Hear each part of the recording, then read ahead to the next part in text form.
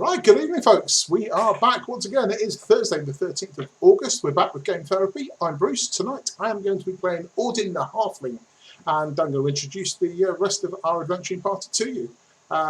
So, Mr. Mazer, aka Matt, welcome to the stream, and tell us about your character. Thank you. Okay, today I'm going to be playing Yavin. He's a cleric of Molotok. Yavin wears formal priestly vestments. That's a black robe with a collar of black feathers. He is quiet and but still forceful. As you know from the deity he worships, he is a chaos priest. Interesting. Okay. Lewis, welcome to the stream. Introduce your character. My character is Eugene the Unhygienic, who is a former gravedigger turned wizard when he found a spell book in one of the graves that he would often pilfer late at night. And he is a tall, slender person who got the nickname in school that he was unhygienic, and so he really scrubs himself a lot with soap and has skin problems because of it, and sort of looks like an emaciated Steve Buscemi. Awesome, nice one. Thanks very much. Chase, welcome back once again. Thank you. So my name's Chase. I'm playing as James McDonald the Thief. He's a really good thief, but he's had trouble with the local law because they always put on the wanted posters that his name is James McDonald, and he really doesn't appreciate that. I mean, at least get it right? Yeah. What can you do? What can you do? Thanks, Chase. And another returning player. Welcome back, my mate Phil. How you doing? How's it going? I'm Phil. I am playing Ozman, or Oz Wyvernhorn. I'm a dwarf of repute. Whether it's good or bad, well, it depends who you speak to. Not overly tall, not overly slim, chainmail, shield. Bit of an attitude problem. You know, it's kind of like me in real life, really, I suppose. Sounds good. All right, and of course, last but not least, the co-host with the most or something. God, I need to do this intro better. Brendan, how are you, man? I am fantastic, thanks. And I thought this was a fabulous introduction, and I appreciate you doing it. So, welcome everybody. Thank you for jumping on and playing Game Therapy with Bruce and I. It is Thursday, August the 13th of the year of Justice Goodman, 2020. And I'm super excited to have all y'all. And I think we're going to go ahead and jump right into the action here. So you guys are in front of the vault door. After hours and hours of searching through all of these fake rooms in this stupid catacomb tomb thing that you found, and finding just nothing but booby traps and all kinds of other nonsense, you're certain there's no way that they lugged this entire head. This door has to weigh 500 pounds. Huge, big, round thing. Carefully done up a lock on the outside of it. It's got scroll work all around the outside of it, which in some language we don't know, but this could be it. You guys have been searching for. This is they call this guy the Tunnel King. He is actually a former crime boss in the city of Havnor that you guys are all from. And working on a tip from an informant, you have found his actual vault, and you need it too. You guys need a win right now. You guys have, you've had a pretty good career, but right now everybody is hard up for money. Everybody is hurting, and this was supposedly going to be an easy one, and now here we are with his vault and the whole 9 yards. So, vault door, guys. You're in a tunnel. The tunnel's only about 7 foot tall. The door itself is about 6 foot tall. You guys have got lanterns and everything in there. The tunnel is earth shored up with these retaining pillars that are kind of keeping the ceiling up. I'd kind of like to check the door for traps. I love hearing it. All right, give that Give that a go there, my young friend. Mhm. So for find traps, that I just have to roll. Roll a d20, and you're going to add the final column on your find traps there on the old character sheet. Yeah. Okay, so it would be just like adding the second number there. Yeah, just the outside number. The inside number is actually the stat modifier. It's already built in. Okay, It's cool. It's there in case you take stat damage, so you know what it is. You know. So that's 22. 22. That's about that's good. So you know what? You're looking for a mechanical trap, and you have a moment of uh-oh, and you look up and you realize that crazy language thing on the outside. This is actually cursed with some kind of magical runes up here. You have encountered a magical trap, the first one of your career. So the man that the authorities know as James McDonald looks around and sees it like, yeah, this is you think you can disarm it. You know in theory how to discharge one of these magical traps, but you're just not, you've never actually had to do it before. Yeah. If only we had a wizard or something, huh? Yeah. Let me take a. Maybe I can take a look at that, and I'm gonna cast Read Magic and see if I can help see what he might need to do to disarm it. Yeah, absolutely. Go ahead and give me that Read Magic check there. Okay. Just a D20 plus my modifier, right? Okay.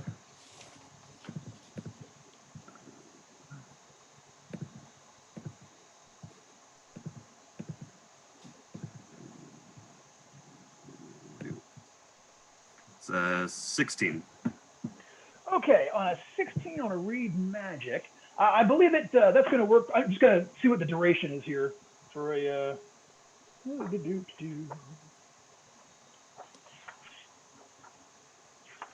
Okay, so on a 16, you can read the text for 1 round, long enough to read a simple. So you have the spell long enough to get an idea of the kind of magical thing that you're needing to get through. And with only 1 round to do it, you get a little bit of information, enough to actually give the man that authorities called James McDonald +1 on his disabled device check. Perhaps I can help further. I will place the blessings of Malotak on. All right. Before he tries this. Okay, give me that check, my friend. Oh, that is a 20 on the nose. Outstanding. So on a 20, you go ahead and double your character level modifier. So what's your total with that for the old blessing there with all that? No. So you didn't roll a 20. I rolled a natural 20. Oh yeah. So double your level bonus. So you should be an additional +3 on top of whatever you normally have. Okay. So I'm looking for my spell check on the sheet here. Hang on, I transcribed this to a sheet that I'm more familiar with. Let me see if I can find it there more quickly while you look as well. Okay, so it's normally +3. So does that become +6? Yep. Okay, so so +6. That's a 26, and outstanding. You shall receive a bonus equal to 1d3 + 3 on practically everything. Okay, that's a total of +5 on all attack rolls, damage rolls, saving throws, skill checks, and spell checks for 1 turn. 10 minutes. So suddenly there's just for a moment, there's a chaos of ravens everywhere. Just all around James. And once they go away, James, you feel the power of the Godhead going through you. So you can go ahead and try to disable this thing. You're going to make an additional modifier of plus a total of 6 on top of everything else that you get. So go ahead and give me that check, my friend. That's a 25 total with all the bonuses. You know what? You with aplomb. You do all the right stuff. You throw some dirt up in the air. You cover up the right bits of it and keep the right bits showing and such. And all of a sudden, like the room, the feeling in the room changed a little bit. Ooh, the feeling of tension goes away, and you are very certain that you have disarmed your first magical trap. Well done. Yay. Okay, you want to try to pick the lock? Sure. Someone so heroic will be that much more delicious to the crows and ravens when he finally does die. Do I still have the +6 bonus? Yes, this would be a +5 because you don't have now. the +1. Yeah, but +5, and it'll. Yeah, you have it for 10 minutes actually, so it took you about say 5 minutes to get past the magic trap. That is a 24 total. Yeah. Again, this one takes you. I will say when you get done picking this lock, you've got 1 minute left on your modifier there. You get this thing unlocked, and yeah, like the door opens just a sliver, and this rush of like foul air comes from the other side. This weird grave smell comes from the other side of it. I turn to Eugene and say, "Do you recognize the smell?" Yeah, this is Eugene. You think your grave digging experience tells you this is the air of this place has not been freshened in many a decade. You believe?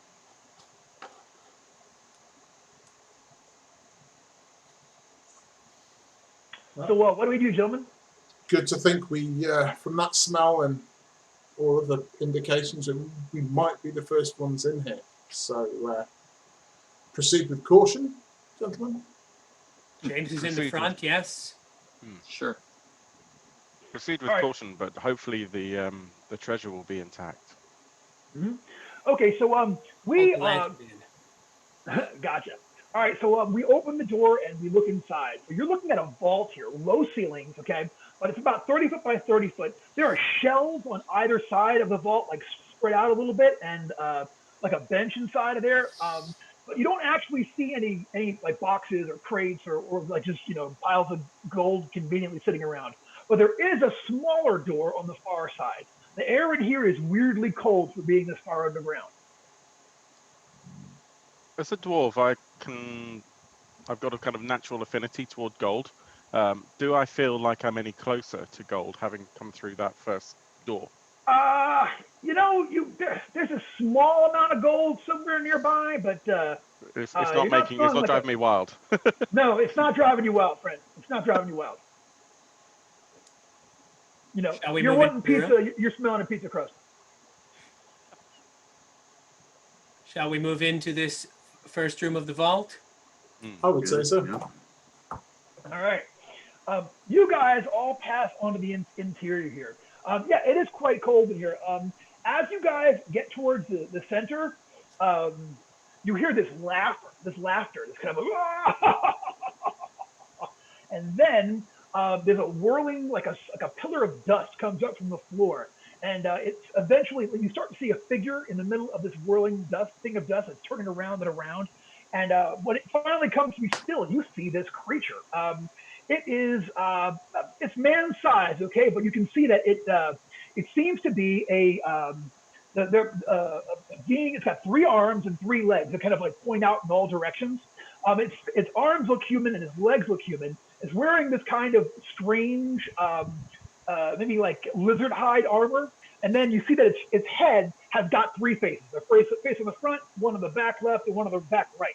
And like there's one arm sort of under each one of these faces. And each one of these arms has got a short sword. And it appears there and it says, you have trespassed on my guardianship and all shall be destroyed. Then he swings the swords around like he really knows what he's doing and prepares to wade into you with all of this going on. So go ahead and let's have an initiative check. You need D20. You need 12 to beat the dealer. So I can match the dealer with the 12. okay, so it's a 12 for Auden, and as any of y'all watching at home know, ties I always give to the players. I've got another 12. Who has the high agility out of y'all two? Mine's 12. I got 16. All right, so it's going to go. Auden will go first, and then Yavin will go next. 21. I'm sorry, Osm 21.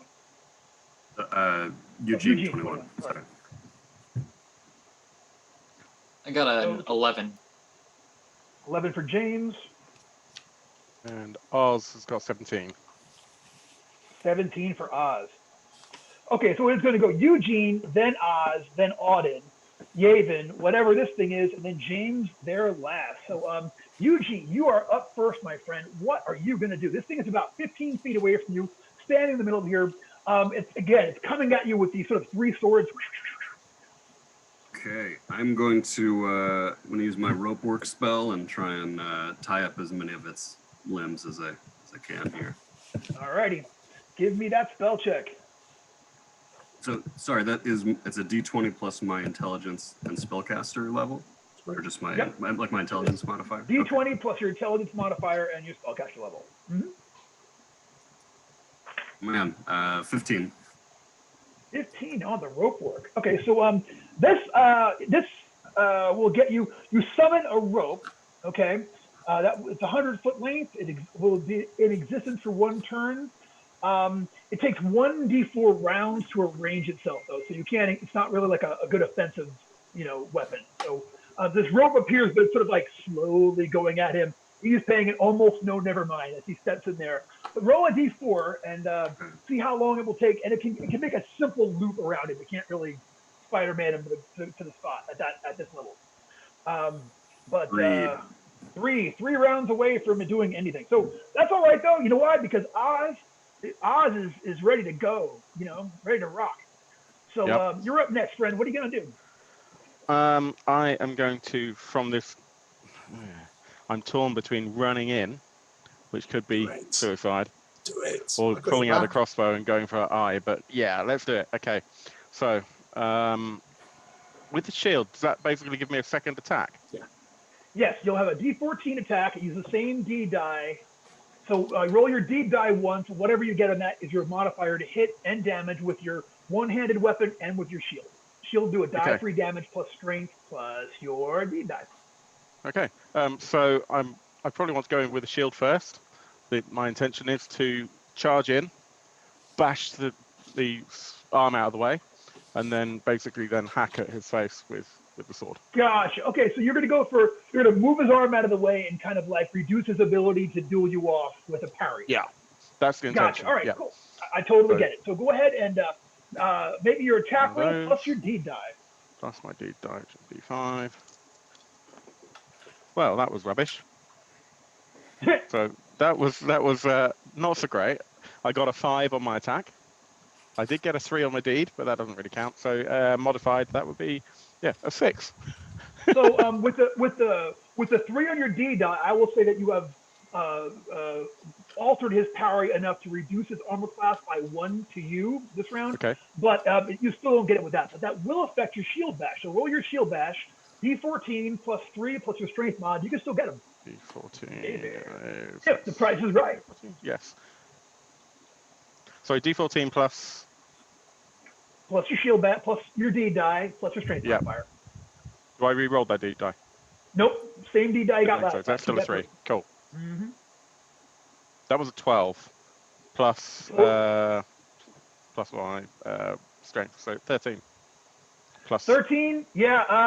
I'll tell you what. With that deed, you're only off by 1. You're still spending a luck point. Throwing it out. Sure. So that was 13 plus deed, so that takes it to 16, doesn't it? Oh, you didn't? Yes. Yeah, I forgot to add that in. Yes. Sorry. So, It's been a while. It's all good, bro.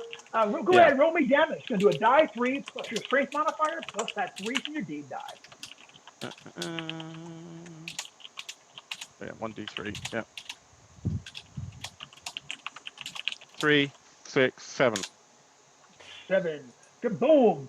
So you hit this thing, and it looks down at the blood and the line that you traced across his chest, and then all 3 of his heads, like the whole head swivels around. They all of them grinning at you like ha ha ha. And it's just finally, after all of these years, a challenge worthy of my prowess. Ha ha! And he gets ready to come in at you, but you know what though? Auden is too quick for it, and Auden can go first. I'm just going to go charging in there. He's going to draw his 2 hand axes from their sheaths and just go charging in, just go swinging at the arms, yeah? Double axe damage. I love it.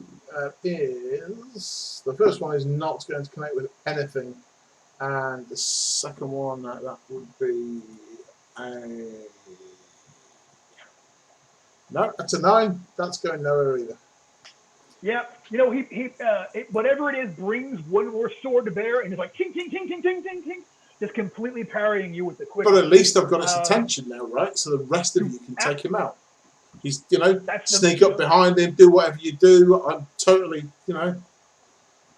totally going to die next round, I think. Well, we got one more chance. Yavin, you can go next.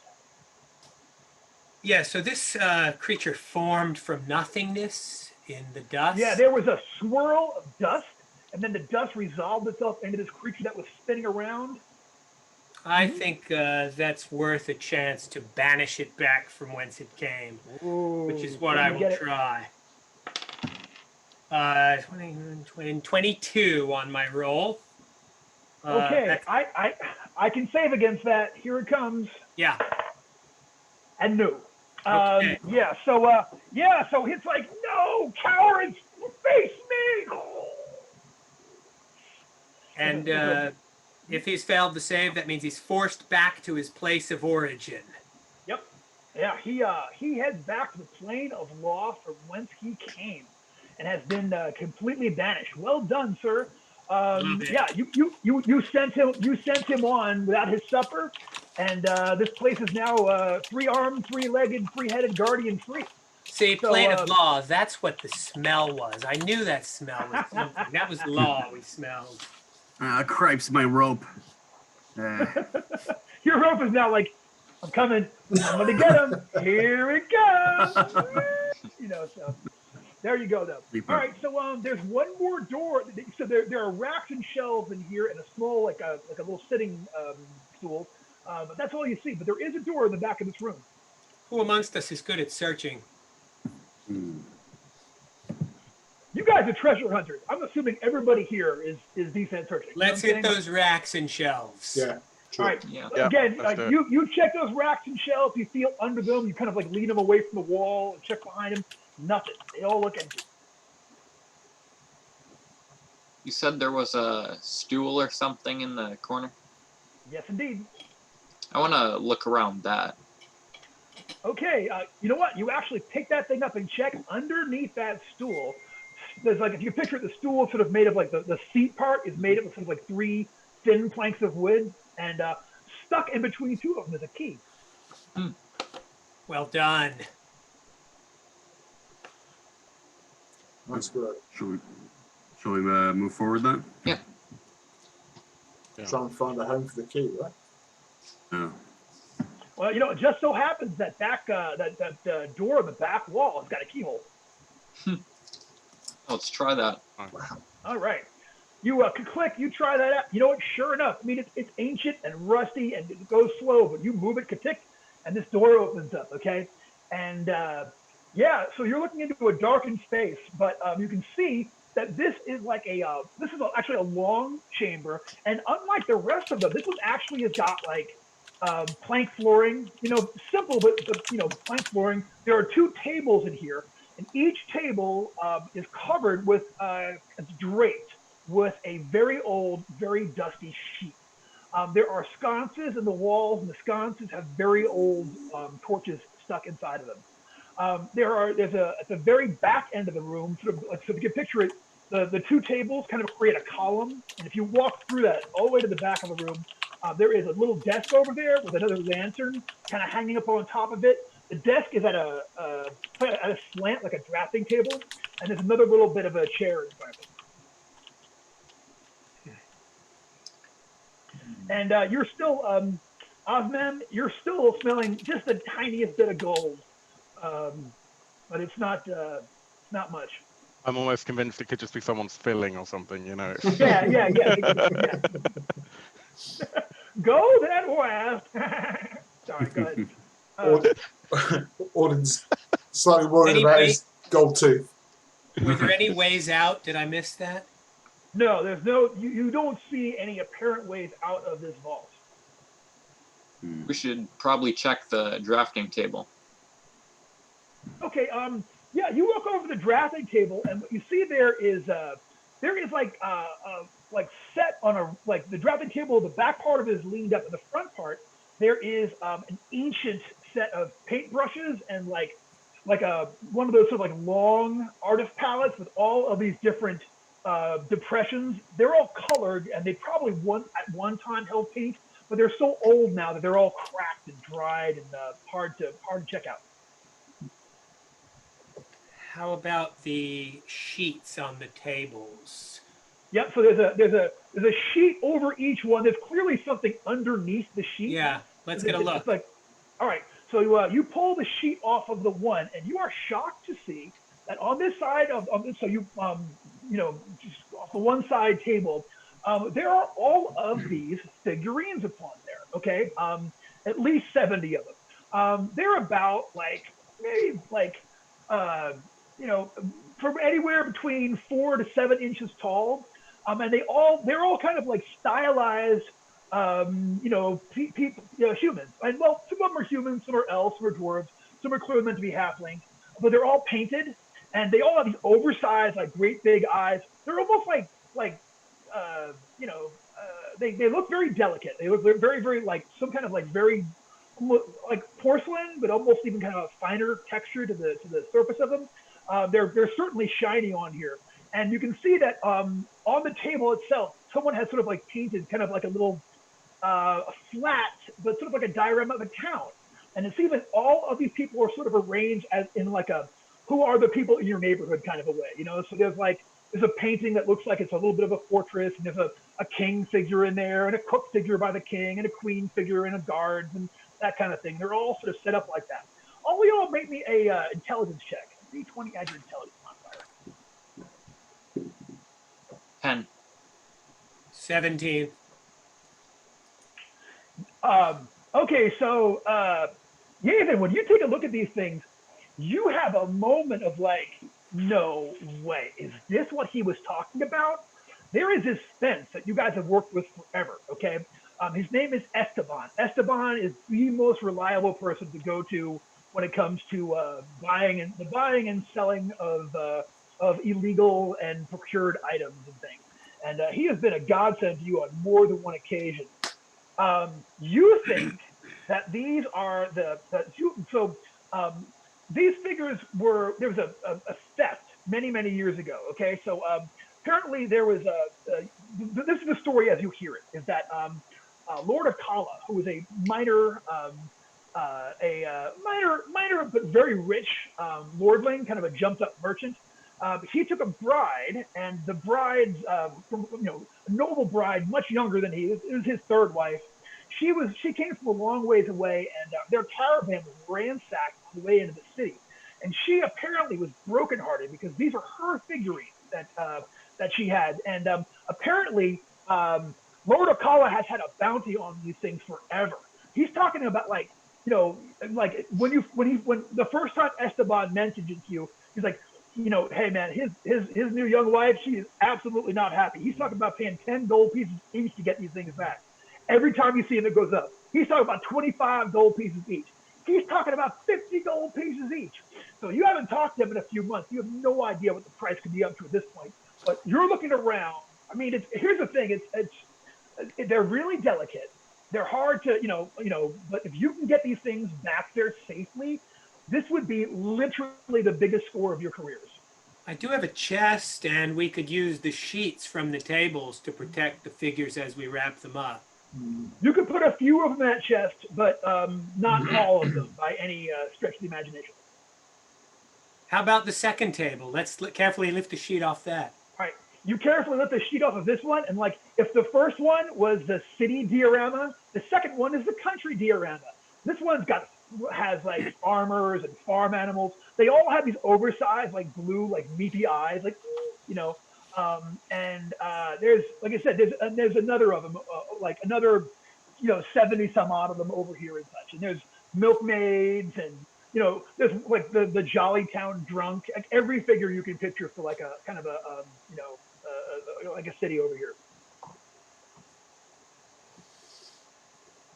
So how are we going to move them?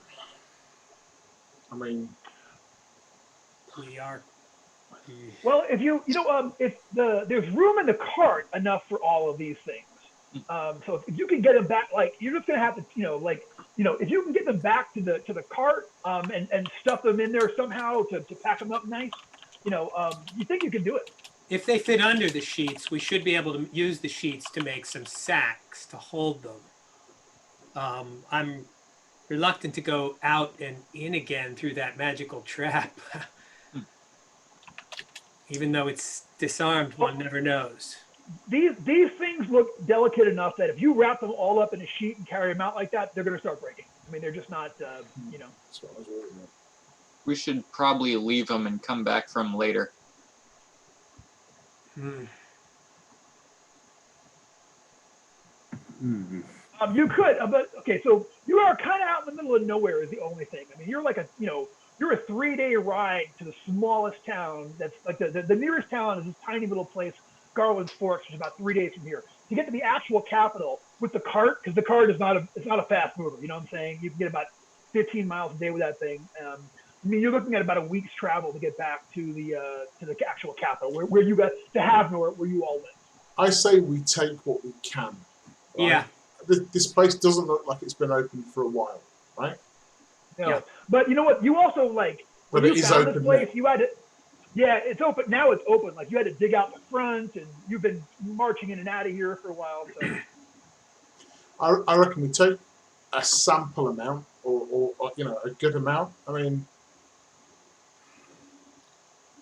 Look, if looters get away with half unbroken, that's not a bad haul. At 50 plus a piece times 7 is already more money than I've ever imagined. sure. I mean, I'm go on. Yeah. I think we do what we can to protect it. Obviously, we lock it back in. If there's any way we can improvise a quick trap, or at least some sort of tell, so if we know it's been disturbed.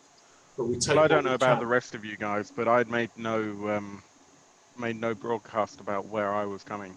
As far as I'm concerned, if we can take a good sample with us, we may be able to acquire funding for a second expedition. Yeah, that's true. Nobody needs to know where these have come from, but there's nothing wrong with them thinking there might be more that we can acquire at great risk and expense. Obviously, The hirelings guarding the cart at the moment, I presume? Yes. Yeah, that's part of their deal. They were like, Junior was like, well, we'll come along in the expedition, but we ain't going underground. Nope. Right. Okay, so we improvise whatever. I mean, we're an intelligent bunch, and I don't suppose you want us to go into great amount of detail, but we improvise some way of carrying. I mean, the shelves that were there, we stack them on shelves. We maybe take his chest as well, right? Yeah, there's the chest. Gotcha. I mean, loose in sacks sounds like it's going to be dangerous, but maybe we take the wooden shelves off the bookcases or the shelves and lash them to them somehow. Improvise something so that they're sturdy and they're not going to get knocked about. But I think that's Gotcha. Yeah, that'll have to do. That sounds good. So why don't we do this? Let's not get into hyper detail on how it happens, but let's do this. Why don't we everybody make me an intelligence check, and we'll see how with the highest roll will be the actor, and everybody else getting a 10 or better will add a mod to it. So, I got a 19. Yeah, nice. okay, 19. That's That great. makes up for my 4, Chase. I got a 10. That's 20. plus 1 for a 20. What'd you get for 20. Eugene? Unnatural 20. Actually, yeah. you're 20. It's 22. 22. And how about Yavin? I got a 10. Okay, and Awesome. 8. All right. So you know what? It takes a couple of hours. Okay, but like you actually wind up taking the shelves out there, carrying them on these shelves a few at a time, using the chest to transport them back, quickly and carefully, and then using the shelf bits to sort of like make little open top, separators inside of the actual cart itself. And with using those, using the two sheets as kind of like the base part to keep them safe, you get every one of these things on there. Great. Now all we need All to do is figure out where to go from here. Yeah. Junior and Rolled are like what the hell? Like, you can tell they have no idea, like, where's the gold? You said there'd be gold. Oh, and by the way, that gold, Ozma, that you found, every one, maybe like 3 or 4 of them have little gold accoutrements. So, like, the king's crown has got like a real thin veneer of gold foil around it. It A was a couple of the tooth. other, yeah, you know what I mean? There's just a little tiny bit of gold on these things. So as I'm packing this stuff up, every time I reach for one that's got gold in it, I go, So when you guys, it's early evening by the time you guys finish. You guys start to make a move. Sure. I guess. I mean. Pretty good haul. Maybe we just head back. Yeah. Yeah. I mean, we want a fairly swift transport, but we need to be aware that the cargo's a little bit precious. Yeah. yeah. Watch Yeah, the worst of the avoid the worst of the rutted tracks and stuff. Yeah. Okay, so we're gonna carefully head back there. Okay. So who has the lowest luck in the party? Mine's a 12. All right. Anyone lower than 12? 9.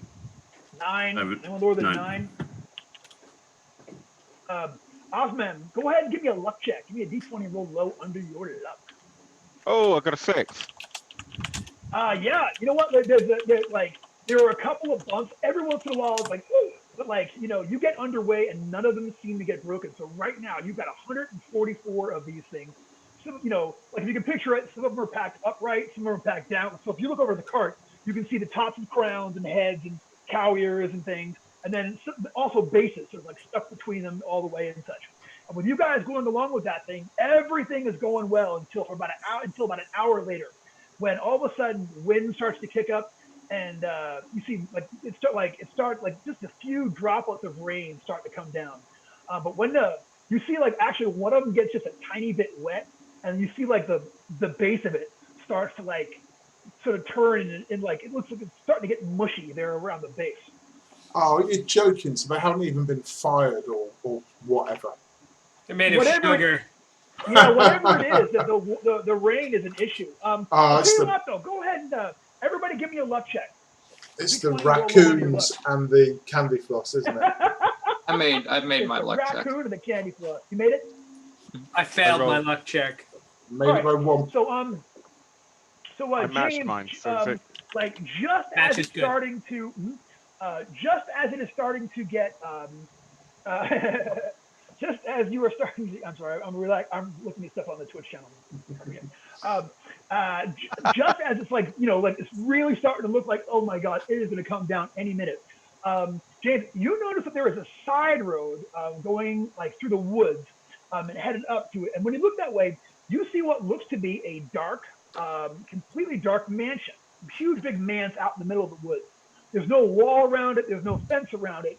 But it's clearly a two-story building with kind of a facade in the front with sort of a raised up part up there. You can see a few darkened windows out there in the front. Perfect. Head that way. All right, we head that way. All right, so you guys, y'all head up that way, and you guys get to the base there, and so if you can picture it, in front of it there's what was probably a green at some point, like a lawn. Now it's completely overgrown with grass and whatnot. It's the building itself. There are a few steps going up to a pair of double doors. This place is clearly abandoned, and it looks like it's it's obviously seen better days. There's storm damage. You can see where the roof has been. Parts of the roof in some areas have collapsed. The front, there's the bricks there. There's a lot of them are crumbled or cracked, going up around it and such. And the stone foundations are completely overgrown with ivy in all directions. Well, it seems abandoned. It's a good place to wait out the storm. Yeah, let's get him in there before more of them melt. All right. So you guys load all of these things inside. So we go up and try the doors. Yeah, I presume there's not a coach house or anything like that. It's just a dwelling house type thing. Yeah. Does someone walk the perimeter and take a look? I'll go take a look. Yeah. All right. Yeah.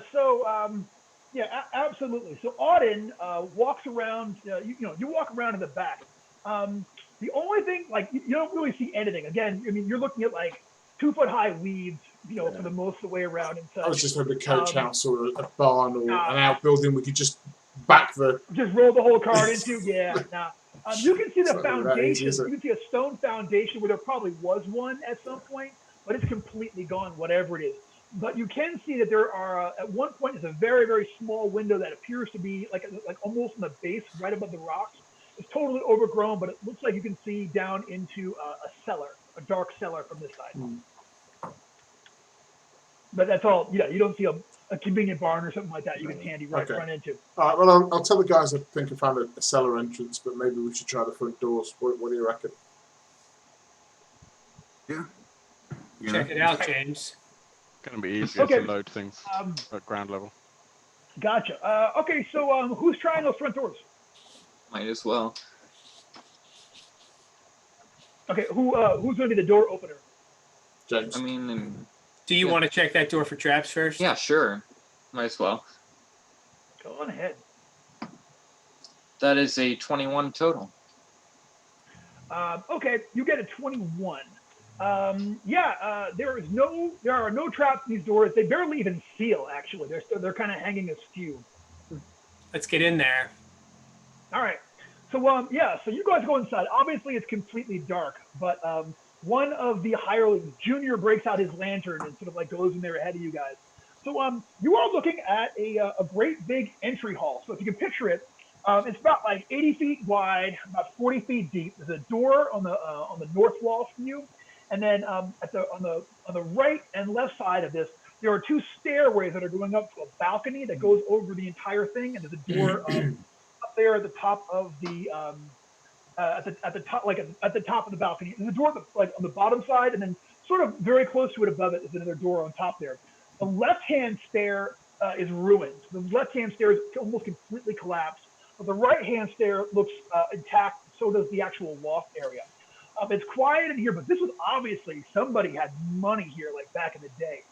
You can see there are a couple of rusty suits of armor that are like up there on stands that are sort of like standing against the one wall. There are some like super ancient tapestries along the walls over there. There's a great big fireplace, and the fireplace is just, it's just dusty, and you can actually see where there's vines growing from the outside in coming through the bottom of the fireplace. So it's all just like, vines hanging in there. All right. Do we get the figurines out of the rain? Let's do it. All right. So it's starting to rain quicker and quicker. So to get them out there quick and safely, everyone give me a DC-10 agility check. Yeah. Made mine. I made mine 13. with a 10. 13. Got a 6. Okay, so Osman, you got a 6? Mhm. Bruce, how'd you do? That was a 20. Okay. All right. Roll. So here's what. So get them in as quickly as possible. You actually lose a total of 6 of these things to water and breakage as they get in there. But like the last couple, it's literally the last couple that you get in there. Like you can see with the rain. I mean, you can still see where they were, but the rain has come down on them, and they're just like mushy, crap-looking. I can't quite see over the top of the cart, so I'm kind of having to do that to get to them and Yeah. flatten a couple. And they break, like I said, they break so easily, Yeah. you know what I mean? So, but you get them all inside, and you figure you have found a good place to wait this storm out. Take a minute and survey the broken pieces and try and cast mending on as many of them as I can. Nice. All right, go ahead and give me that mending check. All right. 6, 20. Unnatural 20. An unnatural 20 on mending. Yeah. I gotta look this one up. I have it in front of me if you want. Yeah, what's it say for 20 on mending? Mending 20 to 23. The caster permanently repairs one normal complex object with moving parts and multiple elements. The side of it. So Gotcha. So yeah, I can repair one Yeah. of them. So you can't repair the ones that just melted from getting wet, but one of the ones that just got smashed, you put it back together. So now you are there are 139 left at this point that are in saleable condition, and Yeah, that one goes back together better than new. You know, mending style. Cool. Nice. That's clever. Very cool. Yeah. All right. We bring them all inside. You guys are now here on the interior. What do y'all do? Wait for the storm to pass, but I might want to cast a sanctuary on us while we're in here. Okay, go ahead. Before I do that, I'd like to ask who amongst us feels that they would be most in need of protection? Who are the weaker members of our group? Weak. Are you counting the hirelings? Because I'm going to base it on who I like best. Otherwise, so I'm giving you one chance. I've never been a very physical person. I'll say that. Are you talking about Holy Sanctuary? Yeah. So Holy Sanctuary, you can actually only cast it yourself. But the higher rolls. Yeah, if you roll it high enough. Allies. Oh, I see. You can get multiple allies. Okay, gotcha. All right. So my modified roll is a 22. So not quite. Yeah, but enemies are compelled to focus their attacks against other targets. So if an enemy comes up, and that's going to last for one turn. So for 10 minutes, yeah, anything like that comes up, targets have to go out with somebody else. Okay, fine. Cool. All right. So yeah, you guys. Once you guys get that all squared away, then it's just a matter of the two hirelings start putting together some food for everybody. You know what I mean? And the one guy is he's trying to he actually is talking to James you're the thing. So Rold is Mr. McDonald, sir. Are these things really worth some money? I'm gonna say I they're mean, worth a little bit. I want to make sure my brother and I want to make sure we get paid. I mean, these are just little dolls, but is this? I guess I'm saying, is this a score? Is this just some stuff, or did we score today? Can you tell me that, sir?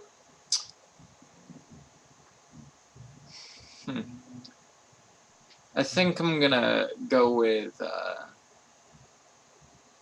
it's enough cash to get us by for another expedition. Hell, damn in hell, he says. Damn in hell.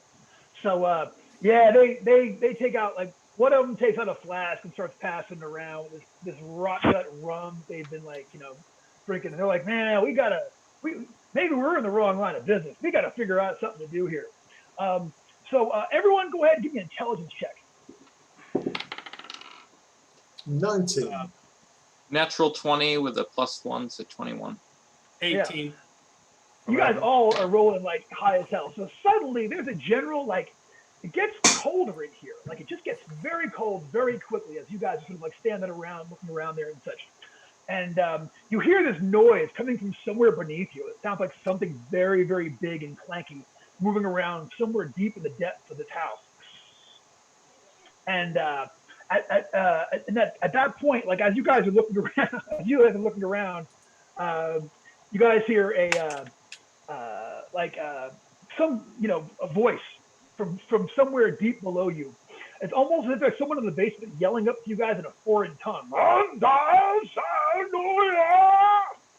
And Brian Blessed, they've got Brian Blessed locked. blind, rocket cycle. Sorry, y'all.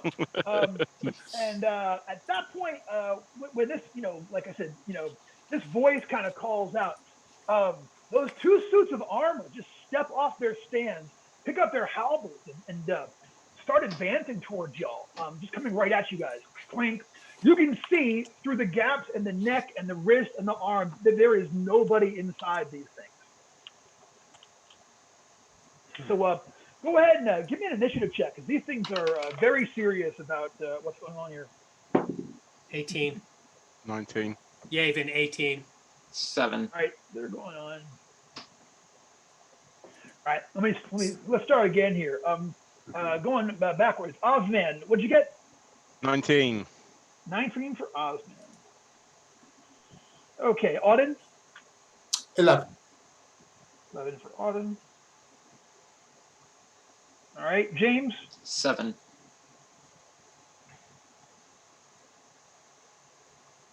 Eugene. 7 as well. Who has the high agility out of James and Eugene? I have a 14. I have a 13.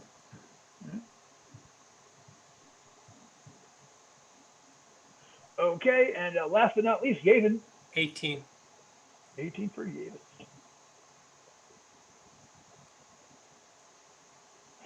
Okay, so all right, so Osman, you are up first. So these things are like I said, sort of clanking their way over to you. Each one has a halberd. You can clearly see that there's nobody inside these. Yeah. How close are they to each other?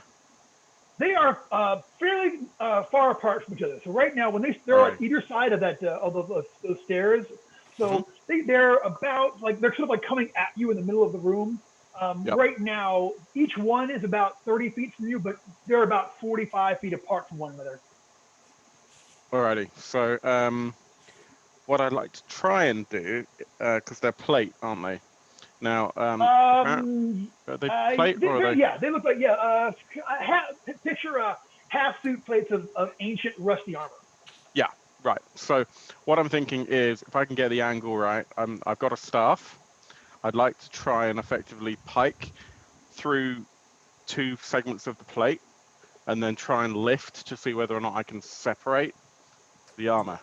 Awesome. Gotcha. All right, you're trying to like separate some of his armor up there. Go ahead and Right. give me that attack roll on Guy the First. D5. Okay.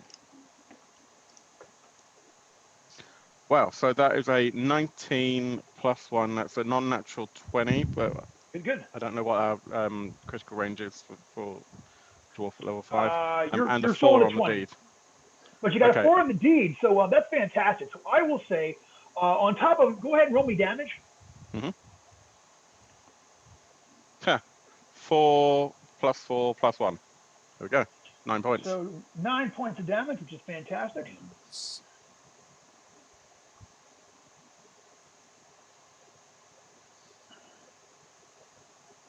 And you actually, with a 4, like you actually sort of like take part of one of its shoulder arm, like get in there and pry part of its shoulder off. So the whole arm falls off. So now he is going to get a minus to hit with his halberd, and have a slightly reduced armor class as well. Well done. So good move. Yeah, that's awesome. Nice. So it is Yavin. Okay, I think that was pretty effective, what you just did. I think I'm going to give you a blessing. All right. So you move up behind Osman and cast your spell. Give me that love. That's no good. That will be a failure. Yeah. So suddenly, there's like there's a rah sound as the gods are angry. You're going to pick up a point of disapproval. That's and, right. That is not going to work out. But that's all right though, because Auden, the audacious, is fixing to do something hilariously awesome. Okay, well, Oz the Dwarf's clearly got that guy under control. He's on that, so I'm gonna charge in my signature style with both hand axes drawn. My first axe is gonna go sort of try and take an arm off, inspired by the dwarf, and the second one is just going to follow up across and slash into this thing's chest. All right. I want to see you do it. The first one is a crit. It's a 16. Oh, beautiful. Nice. And was the awesome. second one is a 12. That doesn't get a bonus to hit, so it's just straight 12. All right, that's going to miss. But go ahead Okay. and roll me your damage for your first one. Okay, the first one gets just 2 points of damage. But Okay. what's my crit? So it's So a D10 the crit. check it out. Against these things have got like they don't have much of an anatomy, so it's going to actually, you can still do a crit. It's just going to be a lowered effective. Sure. So Okay. what's your normal die for a crit roll? I'd normally use a D10. All right, so go ahead and roll me a D7. There's one here somewhere. And still add your luck modifier if you have a luck modifier. Oh, yes. That's 6, 7, 8 on the crit. Look at you. some of that. Plus 1d6 damage with this strike, and it's supposed to be deafened for a round for hours, but that's obviously not a thing. But what I'm gonna say is, you hit it, like that first shot hits it across the head, and the head turns around a little bit. So he'll get a minus to hit on his first attack Awesome. because of that. And he takes an additional 3 points of damage. Additional 3 points. Outstanding. All right, so now Auden is in front of the other one. So they are going to go. So here comes the halberd swing. So first one is going to go with Ozman with his halberd. So with missing an arm, he is now fighting with that long weapon with just one arm. So he's going to get a D16 attack rather than a regular D20. But I am going to get actually a pretty rock and roll number on top of that. It's going to be a total of 16. Does that get you, Osman? Kadoosh! Right. So yeah, he sort of like catches it under his arm and swings at you with it like that, but it's slow and awkward. You just get up out the way with your shield. Ting! I'm less tall than he thinks I am. And the other one's going after Auden. He like his head is still like off a little bit, so he's gonna get a minus to hit. Yeah, I think I might. Well, it'll be a 8 plus. So it's gonna be a total of 12. No, not gonna hit. Not gonna hit. Yeah, that and I will say, like, he kind of like he swings and then misses, and then he like for his movement action straightens his head out, so like he's got a little bit more, so he's back to normal attacks for next round. Also, this round, however, that the arm that Osman took off the arm itself floats up in the air and then shoots out like a rocket at 4, 5, 6 at James McDonald. Oh. And has a 13 get you? Dang, yeah. Yeah. So this you just take a mailed fist to the chop, and you just take 4 points of damage from that thing as it kind of hits you in the pit of the stomach. Boom! Can I just say I'm deducting Billion Babble 1 point of luck for the back pun. I know he's not playing, but he just said that surely that is now armless. So thanks, Will.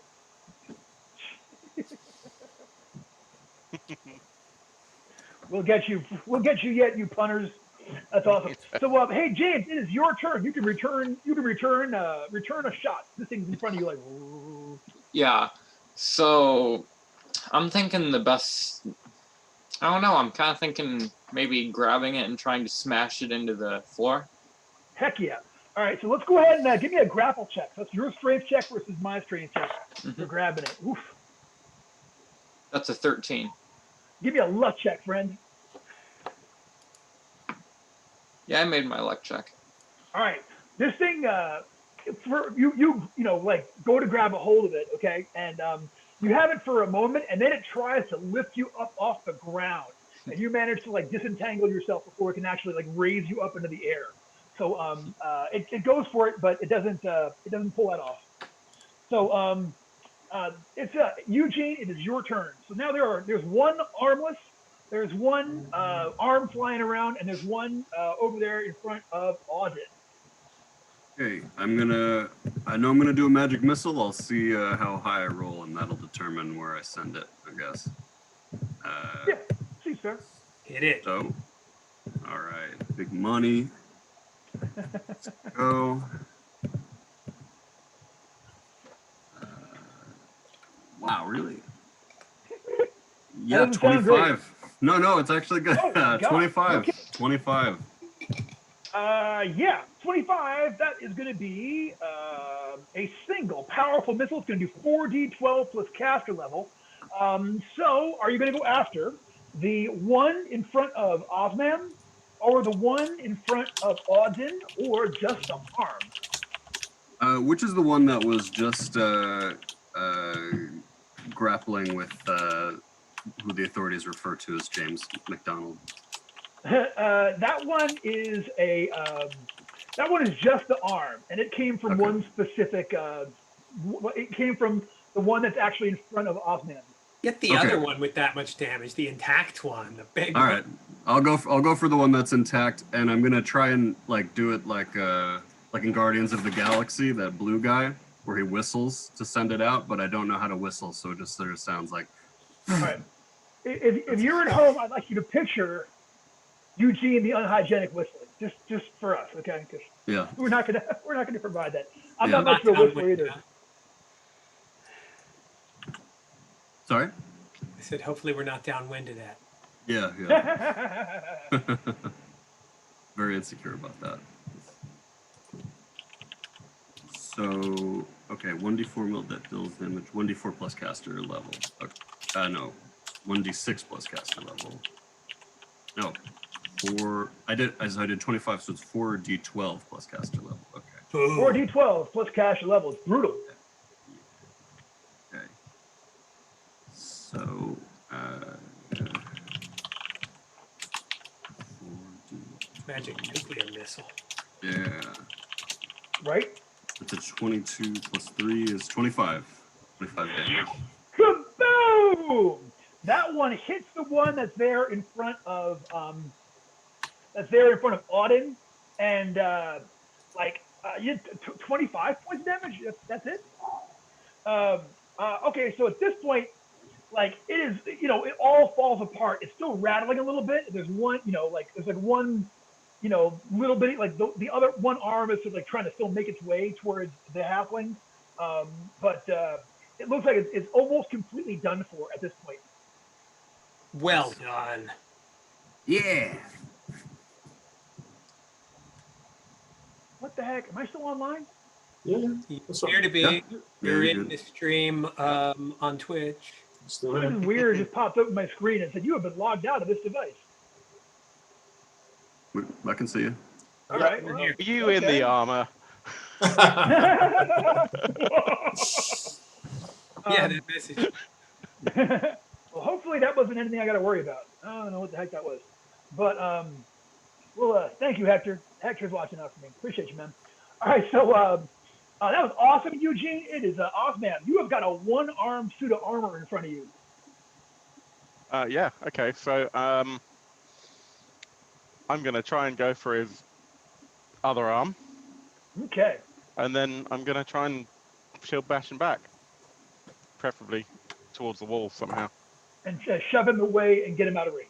I got you. Right. All right. Right. Where's my? There it is. That's a 1 on the deed. 17, 18 for the attack. Okay. That's going to hit, but you won't get the shove back. But go ahead and give me damage. Sure. Right. So that damage for that is a D5. Right. Huh, 1. 1 plus 1 plus 1. Yeah, 3. Gets hit. Okay. Yeah. Hey, I Oh, hit no. though, and I rolled the wrong thing for damage, actually. I meant to do it. No, I didn't. did like the home office send you? Or are you like a secret shopper that comes around to these games and just to mess with GMs? Yeah. I just think I'm on this show so frequently. I knew it. I bet Joseph's So, gonna. 3 points of I damage. bet Joseph's gonna plant a secret game. Hey, that's a job I want. Yeah. I want to go and quality I know, check right? other people's games. Mystery gamer. I'm here to play on your game. This is very fan of games to play. Yeah, I like it, man. I like it. So that did 3 points of damage, if I'm correct here. Yeah. But you still get your shield bash, my friend. So get in there Oh, and yeah. kill this thing, Do it. No, I refuse, to be honest with you. man. help me out. Help me help you. I rolled an 8. That's gonna So- miss that time. Yeah. But you do hit it. It is still up and coming at you, and it's time for Yaven. All right. Going to try another blessing, this time on the unhygienic one. Cool. Get it. 19, 20, 21, 22. Ooh, yeah.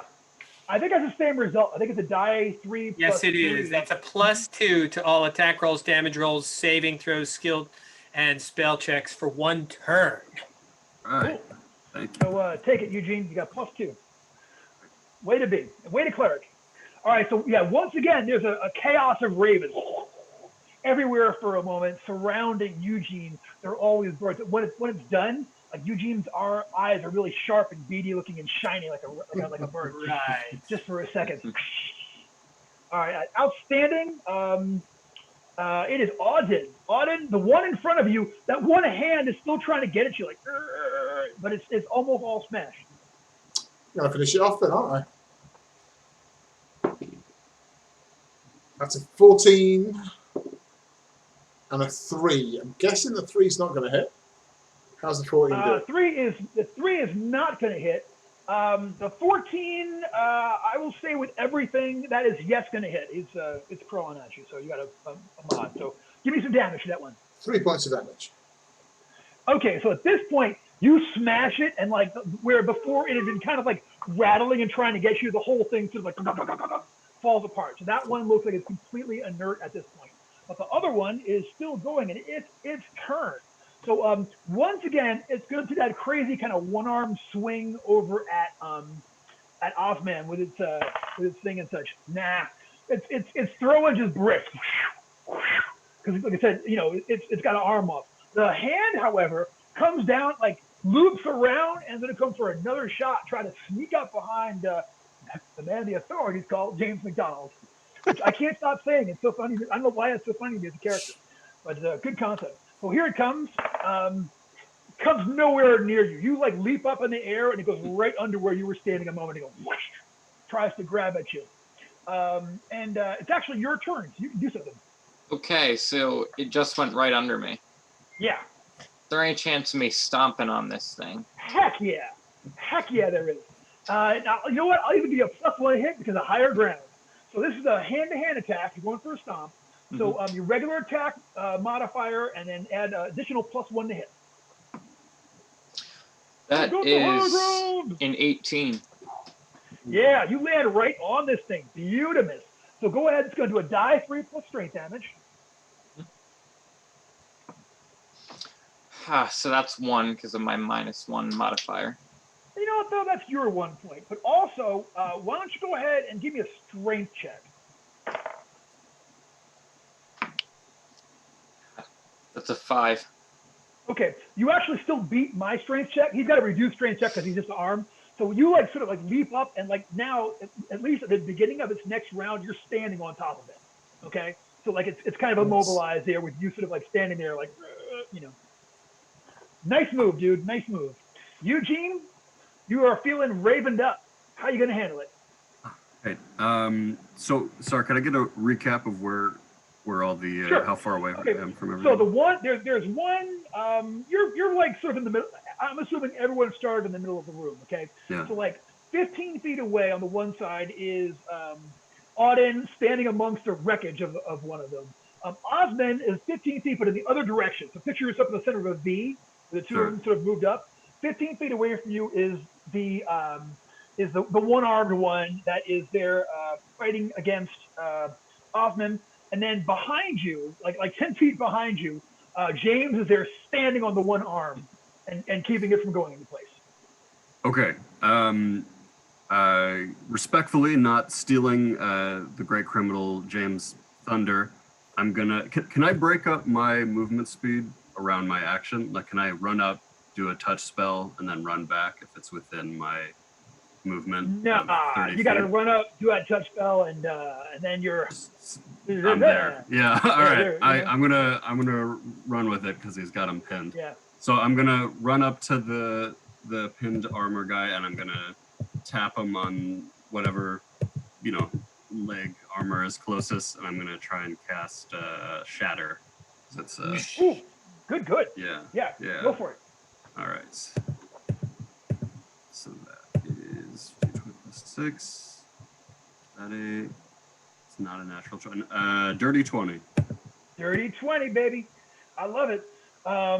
So that's also the name of my hip hop collective that I'm putting together. So watch where our album's going to drop this spring. I just call it. There's so many of us. It's the name of the album. So many of us. So for a shatter, dirty 20 on a shatter. All right. Give me 3d6 plus cleric level damage. Actually, 3d6 plus 7. Okay. 3d6. And don't forget the +2 from the blessing. And don't forget the +2 from the blessing. Oh, that's what's up. All right. You added that to your spell check, right? Oh. Nope. No, then that's actually what's up. So what's your total with that? Is that a 23 I'm reading? That is a 23. Hell yeah, I'll take it back. Give me I mean- 46, 46 plus 3 damage, yep. Plus 3 and then plus 2 from the... And From then the plus blessing? 2 from the blessing. Alright. Absolutely. Now we're talking. 3d6. Okay. 46, 46. Oh, 46. 46. Okay.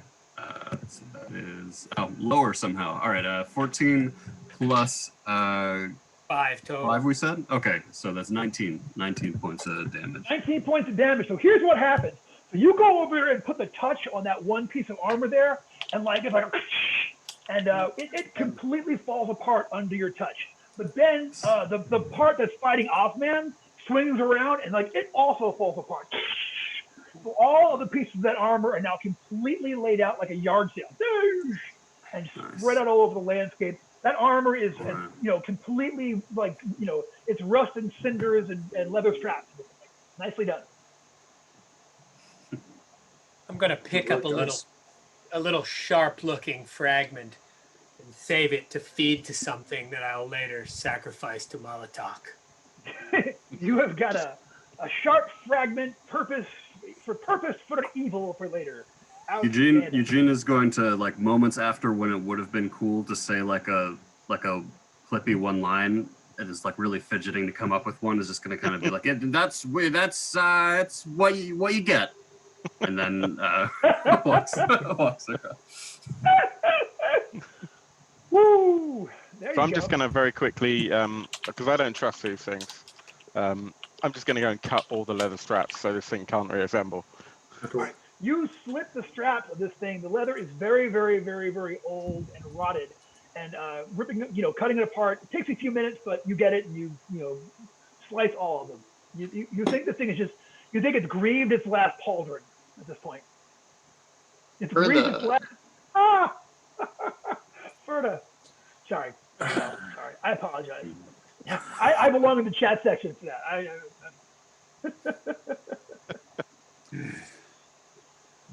All right. Yeah. So that's what happens. You once again you hear something like clinking around from down below, somewhere below y'all. But that's what you see. We probably should investigate the other areas of this place we're spending time in. Is it still storming? Are you going to go out and cause you look back behind you to check out the door to take a look. The door is gone. You are looking at a blank wall there where the door that you guys came through was just a moment ago. The two hirelings like, what the crap? Okay. So All right. to get to the cellar entrance I saw was outside. So You saw a window to the cellar, but you didn't see an actual okay. entrance, like an exterior entrance to it. Let's avoid the cellar for now and just try and send someone who's not so heavy up that balcony. let's leave the hirelings with the stuff. Sure. Yeah.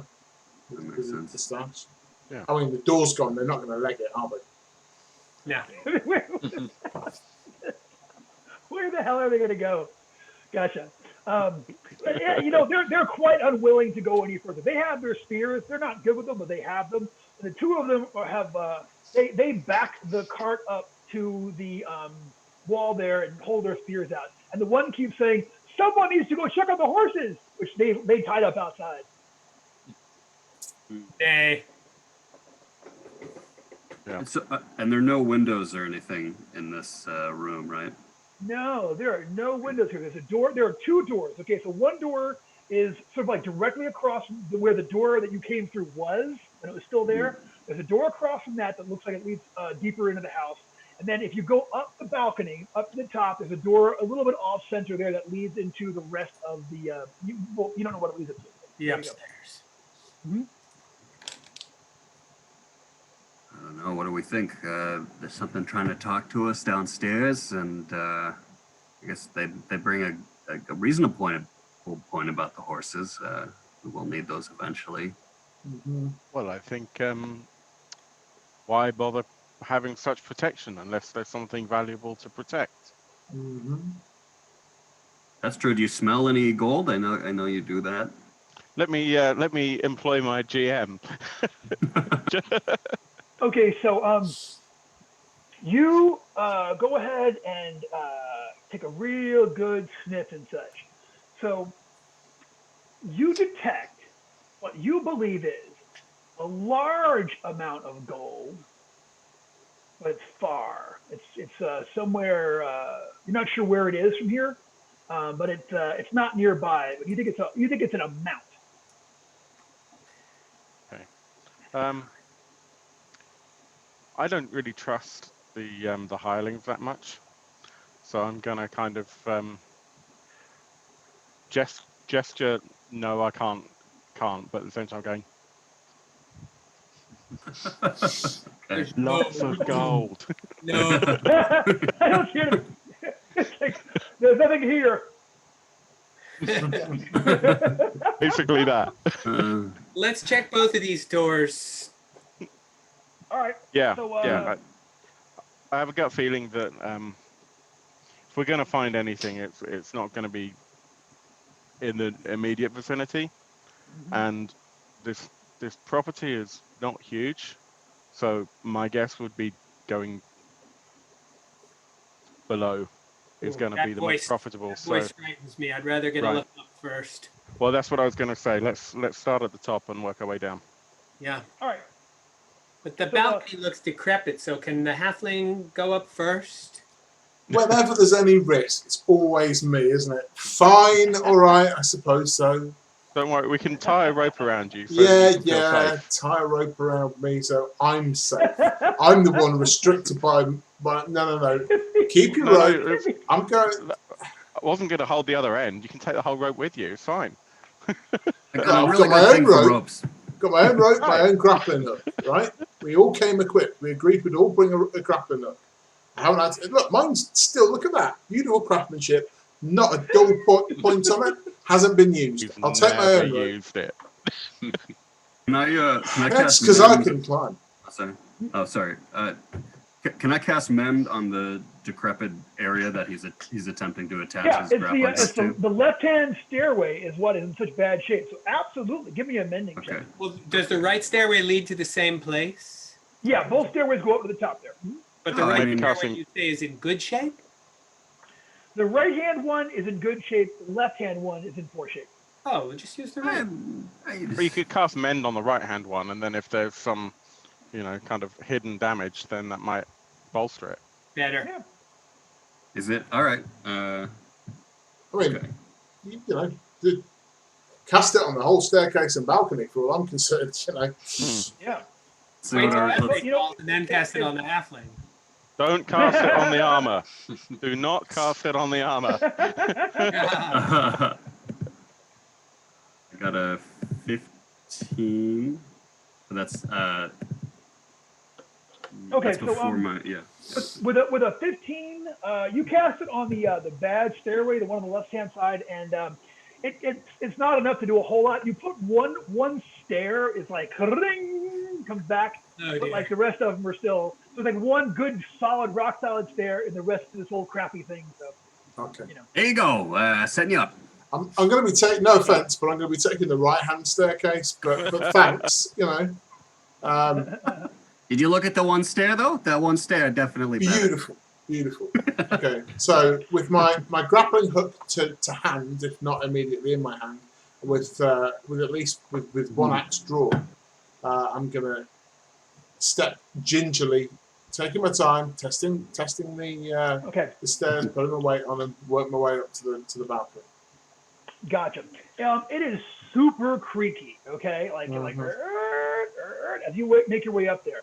But you get up to the top there. Say again. Except that one stair. Yeah, if you on the far side, that one you're solid as a rock. But you make your way up there to the top, and without incident, it all looks okay. So there's a door back up there.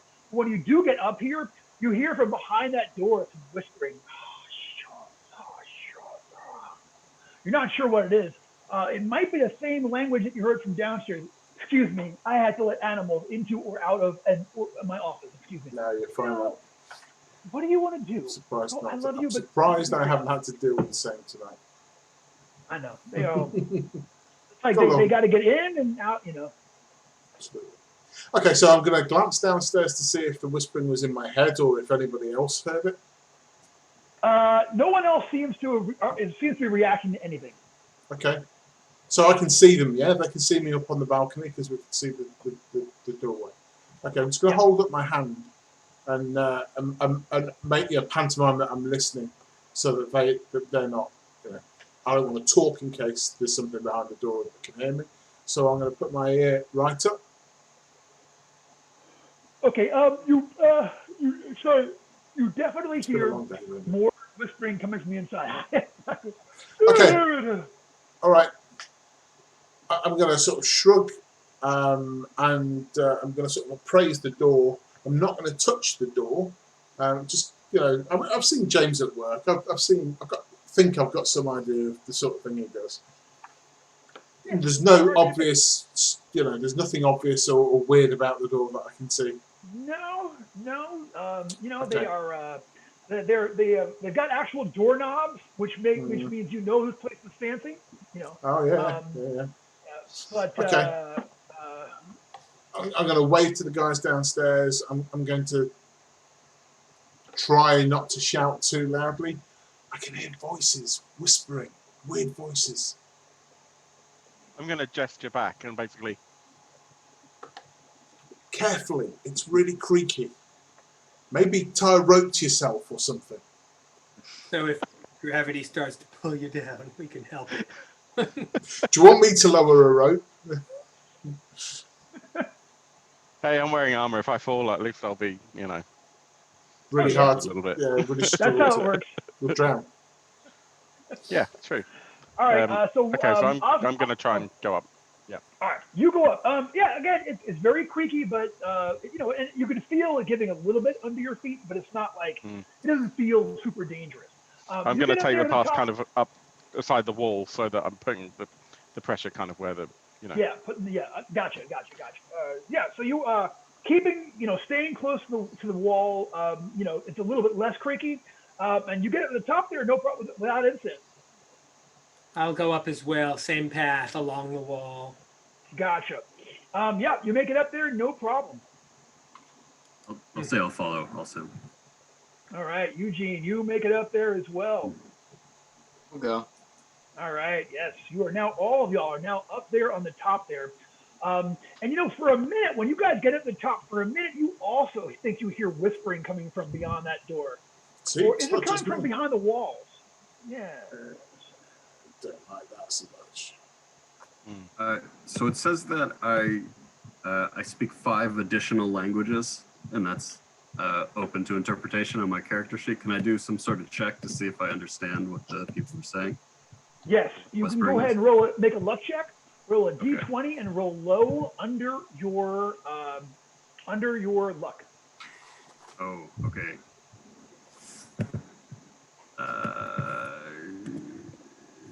0. Okay. Oh, 3. 3. Cool. Yeah, you know what?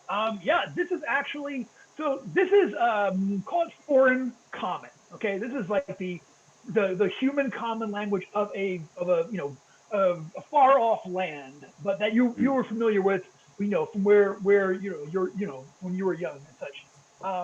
Yeah, when you hear that, like you know, just for a moment, you hear like, "Get out of my house."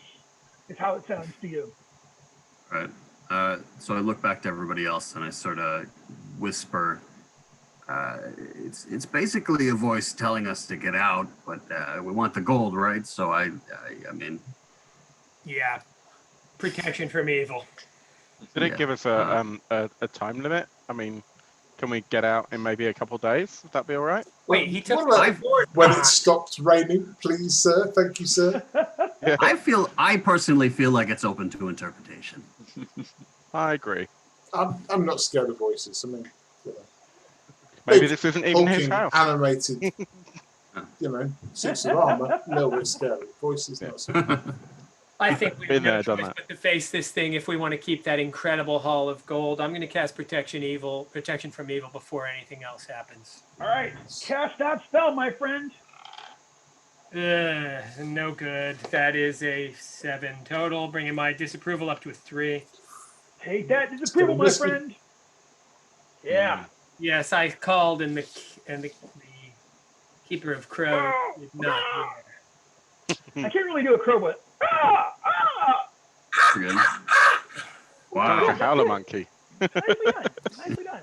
Twitch chat, vote now for your favourite crow impression. No. Mad All right. animal. Yeah. So you guys,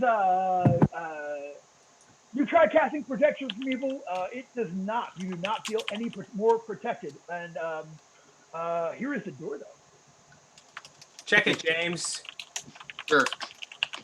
So I'm trying to find a trap. Sure. Give me a check. That's an 18 total. Okay. You open that. So 18. You do not find any traps in this particular door. So that's what I was trying to do. You know, I'll climb the creaky staircases. You do the doors. That's awesome. All right. So yeah, nothing. What do y'all do? I kind of want to sneak into the shadows just in case. Okay.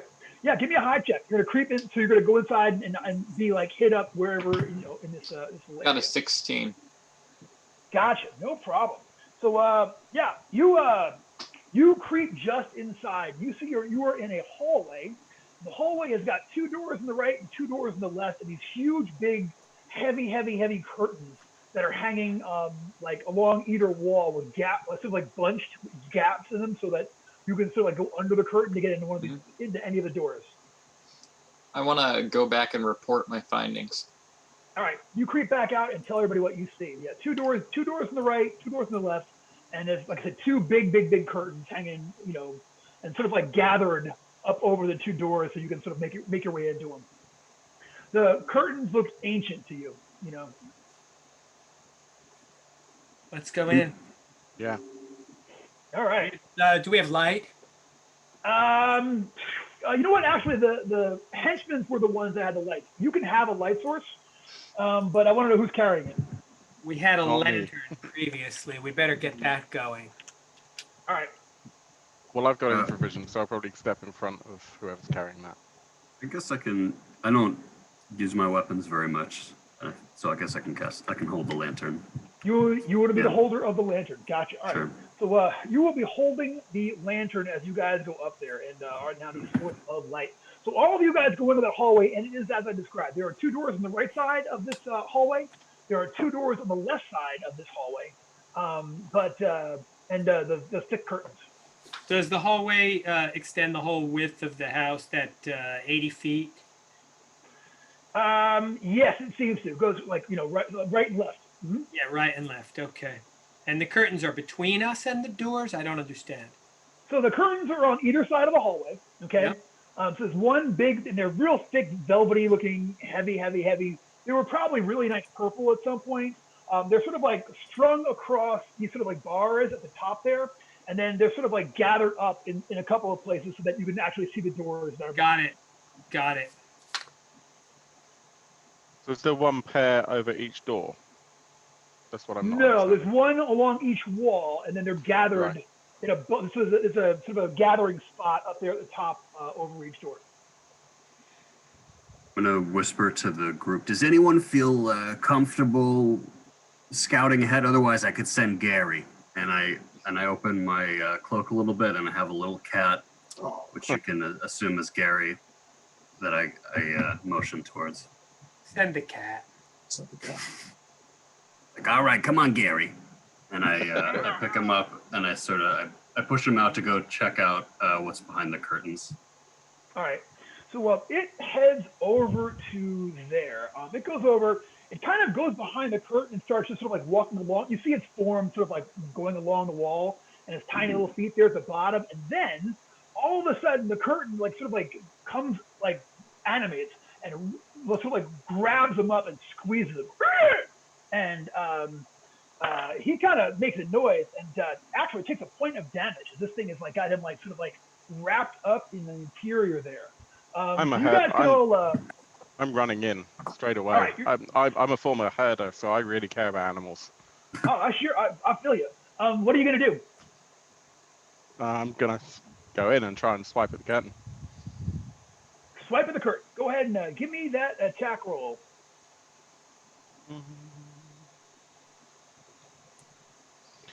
18, 19, plus 4 on the deep die. So 23. Gotcha. You know what? With a 23, yeah, you definitely slash this thing up a little bit. And go ahead and give me some damage. 4, 5, 6, 7, 8 points of damage. 8 points of damage. So this thing is sorry, math, Brendan, math. You slash this thing, and you definitely make a rent in it. You can see the cat trying to get out that hole that you made, but it's still in there and still getting gathered up. So everybody else can go this round. Like, we're not really going to do an initiative versus the curtain. Everyone can go, and then it will do damage again. So who would like to be next on the hit point of things? I'd like to, just out of emotional connection to Gary. I'm gonna shoot a magic missile at the Magic missile at the curtain. Yes. Do it up. Yeah. Man. Do it up. All right, come on. 11. Total of 11. Halfling luck, so we don't lose the spell, maybe. Oh, do we still have that? All right, so then we got 13. Yeah, I'll give you 2 points of luck. Oh, thank you. All right, so we got 15. Okay. Oh yeah. Plus you still have your Raven bonus. Is that plus 2? Gotcha. Yeah. So 15. Oh, so hold on. Do we need the luck then from Bruce? You would actually add a 13 without the luck, and the spell will work. It will do 1 point of damage. Yeah, well, at least you won't lose the spell, right? All right. So you want to not give them that luck, and Yeah, your call. With 14, so with the one, I'll do 1 point of damage. With the 15 points, it'll do 1d4 plus 3. Take a look. All right. We haven't used any yet. You know. This is Gary we're talking about, so. No, right? And it's All Gary. right. I mean, I'm more a dog person, but Yeah. a cat called Gary, that's pretty cool. All right. So it's 1d4 plus 3, so that's 3 plus 3 is 6. 6 damage. All right, 6 points of damage. You know what? When you hit with that damage, you do it, and like the whole thing kind of unfurls. The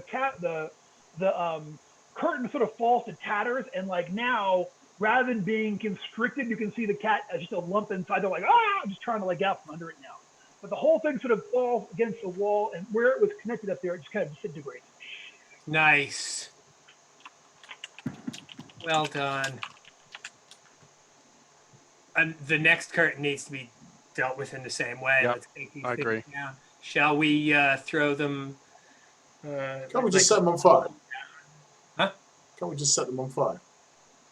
Come Oh, on, this burn the place house might down. be going up with them if we do. This is not a British mansion. It's not going to be made of brick. What is it made of? It's a fair point. The interior walls are wood. There are. Perhaps not set it on fire then. Yeah. I'll just get Gary back first. Okay, well, some of us still have a free action here before you said anything about initiative. What I will do at that moment is I will cast Divine Symbol. Ooh, yeah, do it. 17, 18, 19, 20. Oh. Okay, so for a duration of 8, 9, 10, 11 rounds, I will be able to fight with that holy symbol, attacking at +2 and dealing 1d10 +2. So I'm ready to attack this thing when we get the chance. Cool. My holy symbol appears in the form of a short sword with the wings and body of a crow for the Gotcha. guard and the grip. Look, it looks like it should be awkward, you know what I mean? But in your hands, it's like lightning because it is all kind of magical. All right, that's fantastic. Awesome, good move. And James, you can go, and Audit, you can go before we get actually into initiative rounds. So. I think I'm just gonna take my 2 daggers, just kind of try and cut it a little. Okay, what's your agility? 14. Okay, so with the real quick.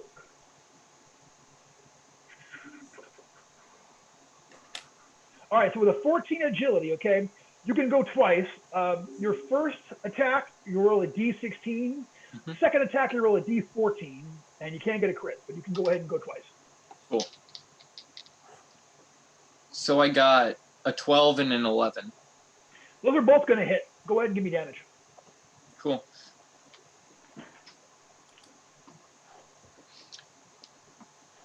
So that is 6 damage total.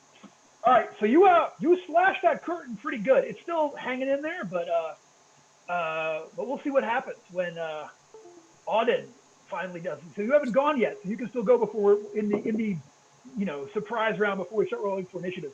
Okay, so 2 slashing twice with my hand axes. That's a 12 and a 14. Hit and a hit. You want damage off that as well? Yes, I do. That's 6 points total. Okay, that ends it. When you hit with those 6 points of damage, like the whole thing falls apart. But where it was, you see splat like across the where it was. You can see written in these great big puce letters all across there. Some phrase in a language that most of you don't know, but Eugene does. And Eugene, it says "blood vengeance" in big letters written across the far side wall. It says blood vengeance in big red letters across that wall. Vengeance for what, though? Unclear. Okay. I'm going to go and scoop up Gary from the curtains. And And Gary, all of the curtains. Yeah, but both sides' curtains now are completely tattered and ripped and shredded, and laying there piled across the floor. Okay, I need a break for a minute. Be right back. For sure. Does everyone need a minute? And I can take a. Let's take 5. I can take a bathroom. Sure. Okay. Everybody take 5 real quick. Okay. Brendan, I'll entertain. you entertain for 5, and I'll be back. And if you need, all right. Yeah, go ahead and go, and then when you come back, and I will come right back. And me and Chase will keep everybody entertained.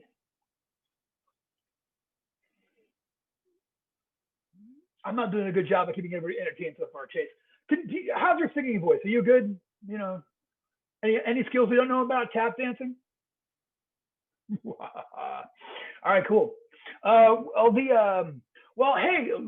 Let's do some announcements. You know what's coming up, y'all? If you're in the sound of my voice, here on the internet, Goodman Games shall soon be sponsoring Bride of Cyclops Con coming up this October. I'll go ahead and pull it up. The exact dates.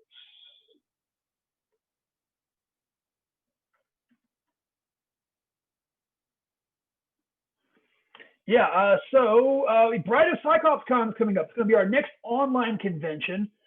We just announced it, so we'll be looking for events. We will be looking for all kinds of other groovy stuff. There will be obviously games to play. And we're looking for volunteers for Bride of Cyclops Con. So if you're, we're going to be looking for volunteers just like any other kind of convention. It's going to be bigger and better. We're looking for judges. We're looking for people to help host social events, helping players connect with judges. If you are interested in volunteering or anything about the convention, you can email us at Susan, SUSAN, @goodman-games.com, and we'll have all kinds of information for you. It is a virtual con there, and it's going to be, yeah, Bride of Cyclops Con is a virtual convention. We're not face to face in it. Everything's going to be online. The dates are going to be October 16th to 18th. This upcoming October 16th to the 18th, I will be running events. I'm going to try to play some this time.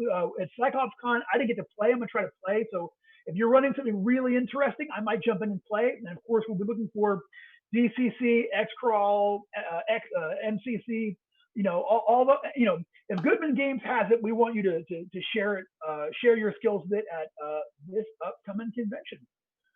So I hope you will all come out there and hang out with me, and at least come to one of the socials. Give me 1 second, I'll be right back, and then we'll be rolling. Bruce, you. So everyone having a good time? Yeah, a lot of fun. Oh no! Somebody moved. Yeah, it did rearrange itself. That's all right. I can do this. Give me a second. I'll swap these people around. What is fun? So, During this downtime, I just want to clarify something about my character. Despite the fact that he looks like Steve Buscemi, he in fact sounds like Ratso Rizzo. So if anyone thought I got that was great. anyone thought that's a bad Steve Buscemi, it's actually an adequate Ratso Rizzo. What we're saying is that Mr. Buscemi wants to look like Ratso. Yeah, exactly. He just hasn't quite nailed it. Yeah.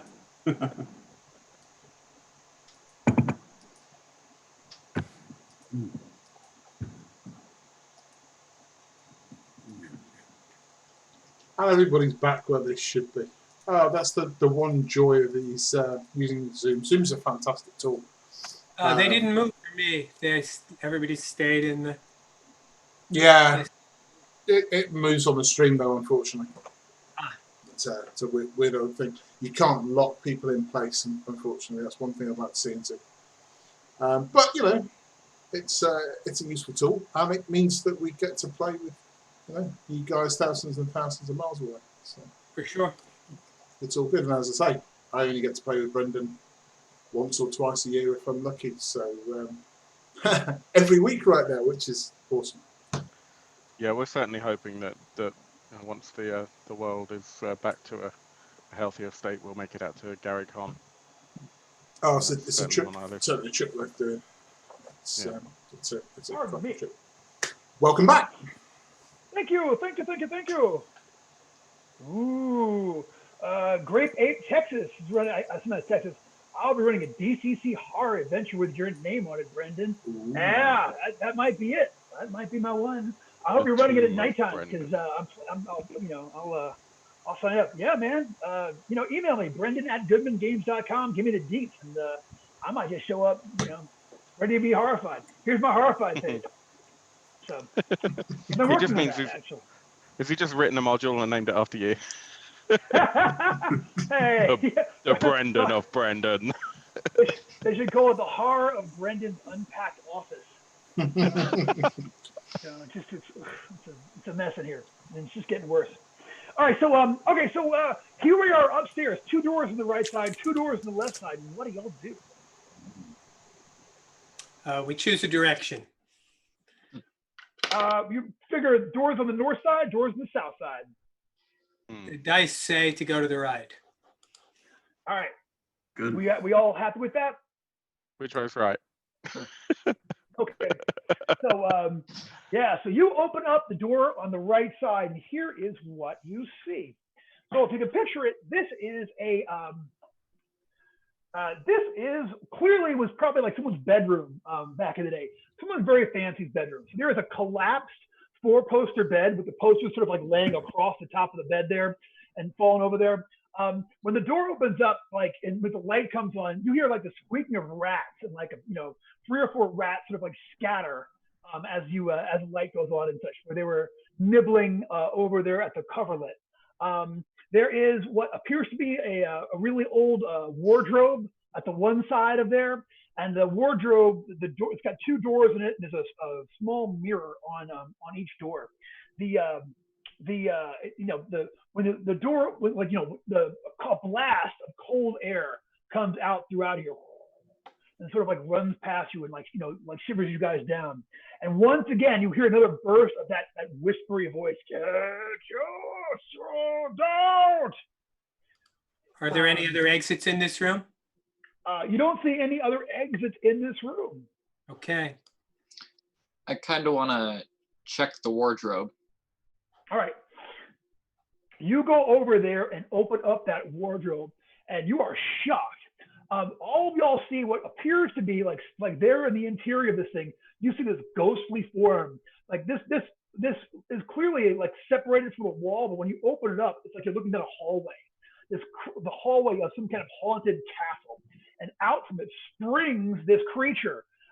This is a ghostly rider on top of a ghostly steed with a ghostly lance that is pointing at the man the authorities know as James McDonald.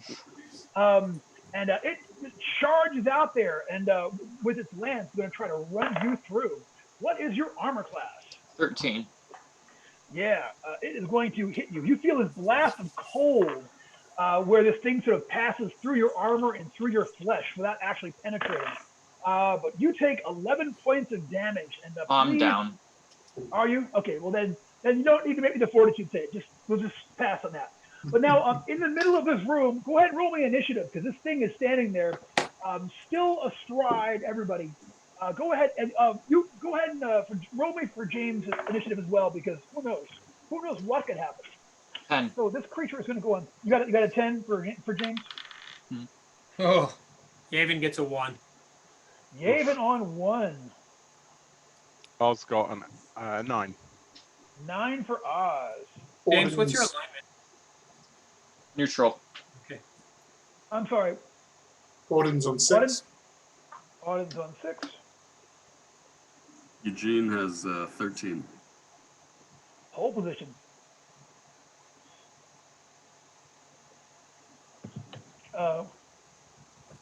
Okay, so Eugene, you were up first. This ghostly knight is there, and it's sort of like pointing this thing over at you, and is like, "I will see you all dead." It's done well for me so far. I'm gonna try and shoot a magic missile at it. All right. Yeah. Let's see. All right, go ahead and roll me roll me your magic missile spell check. They're making Lion the Witch in the Wardrobe jokes in the thing, which I guess I should have expected. You know what I mean? Like, so. I got an 18. 18. So for magic missile styling, that is going to be the low damage of. On an 18, you are rocking a 1d4 missiles that are going to be 1d4 plus 3 each. So roll me a d4.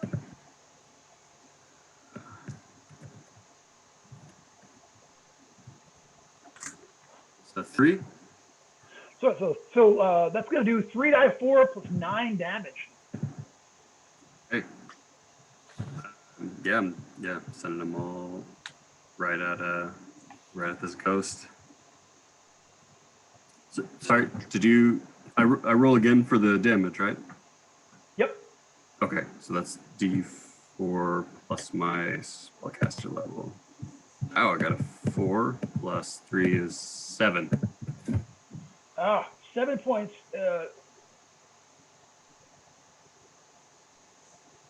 How'd you roll with 7 points of damage? It's 3d4 plus 6, or plus 3, 6, 9. That was plus my spell level, right? Plus your caster level. Yeah, my caster level. So I rolled a 4, and then plus 3 is 7. But each missile, you roll Yeah, it. roll 3d. So roll me 2d4 and add it to that. So you're at 10.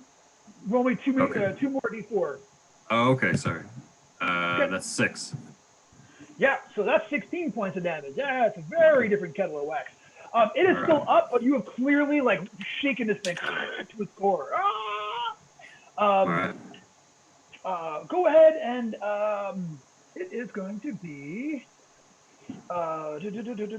James and then Oz. James is down. Oh, hey, then Oz.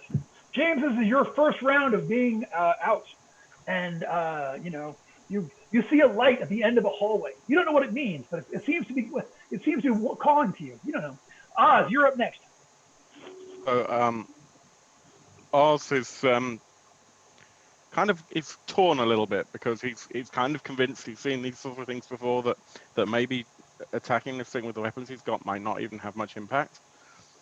On the other side of that, he's, as a former herder, he sees this spectral form with a spectral steed of some description, and he feels absolutely distraught that the steed has not moved on to the appropriate place. So he feels that the best thing to do would be to try and help the steed along the way if he can. He's going to take his crossbow, and he's going to aim for the steed's head. Ooh. The most humane way to do it. Exactly. Yeah. And he's hoping that in the process of doing that, if somehow this bolt actually contacts and makes any damage, that it might throw the rider off. Ah, gotcha. Good move. Okay, cool.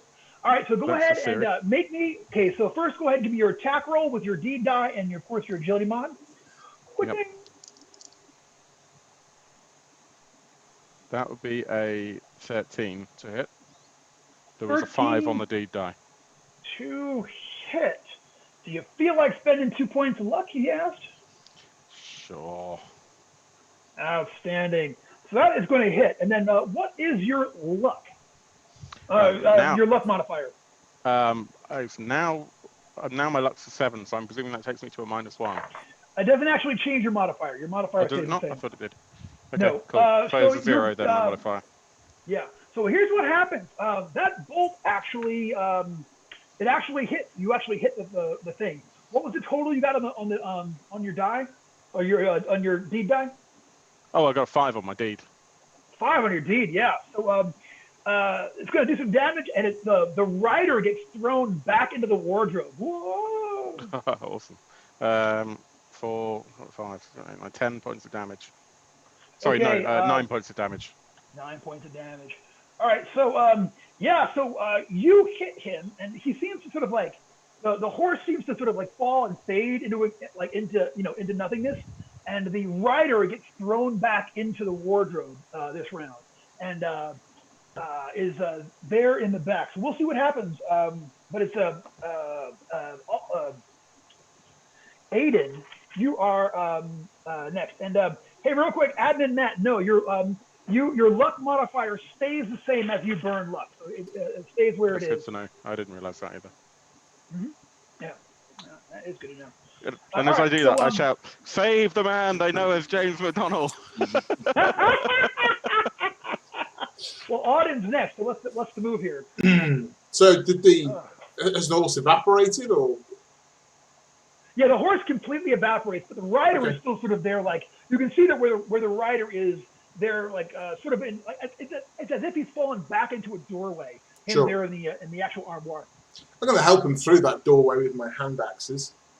All right, do it up. 15. Yeah, man. 15. That's going to do it. Give me some damage. All right. So make your second attack too. Yeah. Let's not talk about the second attack. But I did 3 points of damage with the first attack. Okay. He is still like up. Oh wait. What's your luck modifier? +2. Which doesn't change as you burn luck. Which doesn't change as you burn luck. No. But it didn't help you this time. You swing at it, and your weapon just seems to pass right through. Oh, man. Yeah. All right. So it is the creature's turn. So you're the one that's close to it. Oh, go ahead. No, go ahead. Sorry. Yeah. So the creature is going to. Alden, you're right in front of it, so it's going to try to swing at you with its ghostly lance. However, it is now not mounted. Okay. And it's at an awkward position with you right there in front of it. So I'm actually going to give him a D14 check with the lance because it's the exact wrong weapon for this kind of action. He is going to get a total of a 7. Yeah, and that's not sort of like he kind of swings it around. It passes through the wall behind him and everything else. It comes down next to you. It even goes to the floor a little bit, but it doesn't actually make contact with your body. Mm-hmm. Give me an intelligence check while you're there. 9. 9. Okay. That's it, it swings. It can't really go anywhere. It just stays there where it is. And it is time for Yavin. Okay. I will crouch beside the fallen thief. And natural 20. Oh, just wait. Oh, Plus 3 is 25. Sorry, 23. That will get him 4 dice of healing. Nice. Okay, so you're maxed at 3 dice since you're a third level character. But Correct, he's you third. can go ahead and roll 4 die 6 and take the highest 3, and that's how many hit points you get back. So as I stand over him, I lay my hands on him, and it looks like black ink is pouring out of my fingers into his flesh, and I say, "The Lady of Dissolution will feast on your flesh someday, thief, but not this day." thanks. So I'm up. And that is that's the end of my turn. Repay me with an act of chaos. He should attack you. There you go. That worked. I know, right? He is a creepy cleric, but he's a chaos cleric, and I love the way you're playing it. Really, all of you. This is such a fun bunch. I'm already thinking like, oh, we only have 1 more hour left. Damn. But that's okay though, because it's all jumping off. So you are back at the top of the order. It is Eugene. This thing is still there. You can see him standing there before the halfling. Some the sorry. Yeah, go ahead and make your. Tell me what you're gonna do.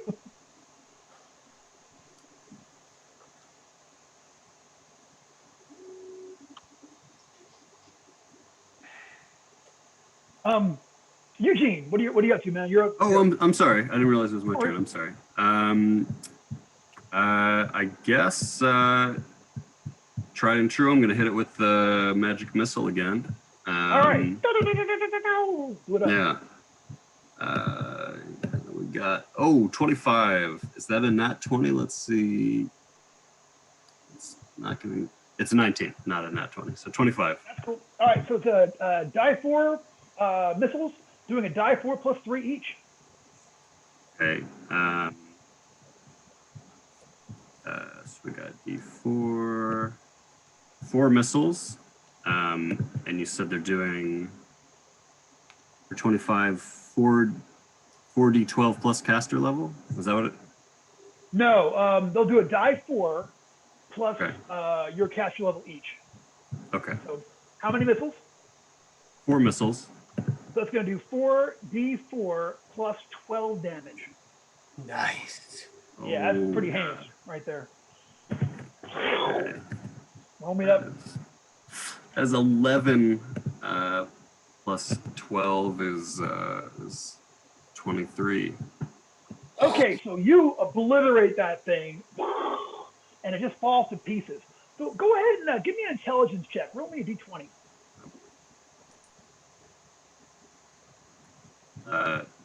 With my intelligence modifier, right? Yeah, d20 add your intelligence mod. It's 15. 15, you know what? Just for a moment when you blast it, okay, you see it's as if that whole wardrobe and all of that wall is not actually there.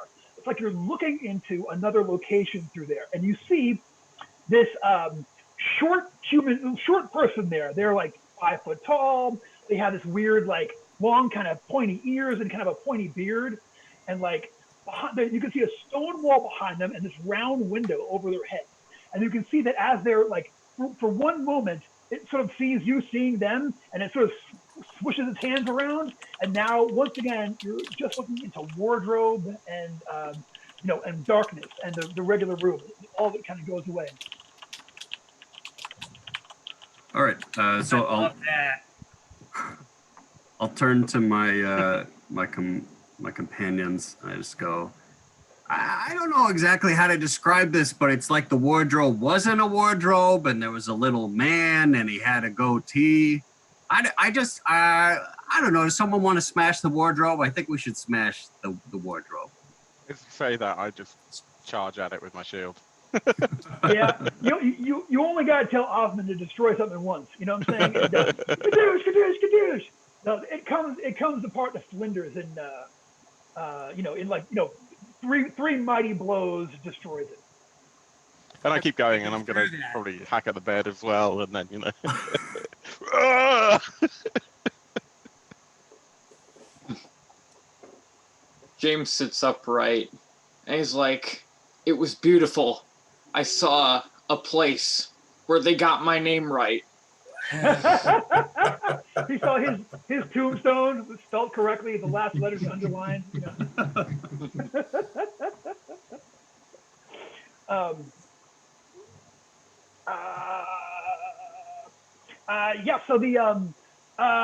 So that is what you saw. So nothing happens when he destroys it. It's just a destroyed wardrobe. Just a destroyed wardrobe, just down into splinters there across the ground. Take one of those splinters.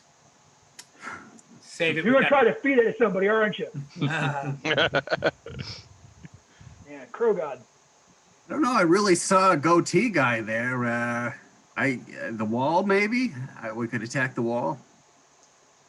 I don't know. Attack of the darkness.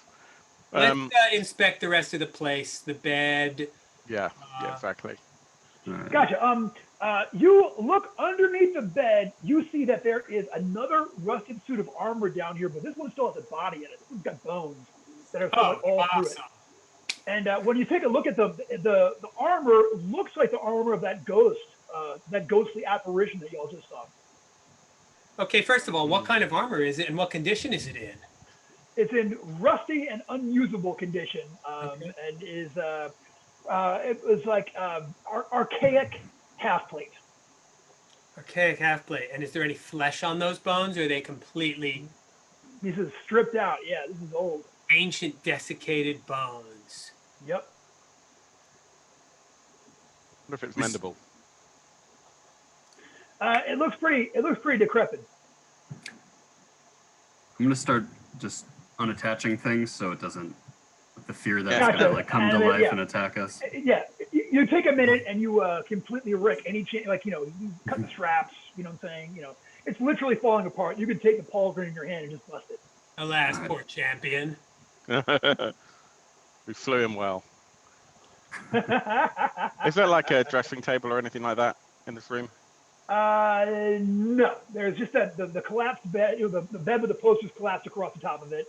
Okay. The body underneath it, and that now completely splintered wardrobe. Okay. You said there were posters? The There's a four-poster bed. four-poster bed. Yeah. Oh, I see. Okay. You're thinking like the Oh, you think- Lamborghini or the girl in the tennis dress. Yeah, exactly. Those are international, right? For the Oh sake yeah, of time, yeah. for the sake of time, shall we head down the hallway and check out the other door, or shall we go check the basement? What do you think? This time is limited. I think we My- check. Yeah, Might as time well- is limited. If you want to, you could you could try. What do you want to do? We're up here. Let's just go take a peek down the door at the end of the other hallway. Yeah. Okay, That sounds so good. we'll fast forward a little bit. You check each one of these rooms that are upstairs. Each one of them is like a pretty much destroyed. They're all kind of like tore up. But after you go to the fourth one, when you come out, you don't come back out into the hallway. Somehow you step back into that room downstairs, the great hall with the stairway. And when you do, you see that the cart is still there and the figurines, but you see that Rold and Junior are gone. Their spears are both laying there on the floor. No bodies. No bodies and still no door to the outside. Okay, let's Roger. check the basement. Yeah, that Trust those that guys back anyway. door opens up, and the door in the back of that room, yeah, there's a stairway going down. Lead with the lantern. Ah, Actually, maybe I'll be right behind the first guy. Who? I'll go Someone had up front. vision, right? The dwarf and the Yeah, half. I'll go up front. Gotcha. Yeah, no, halfling Right. as well. So So you go down there to the basement. Like you go down these stairs, and like when you get down there, you start hearing that whispering again.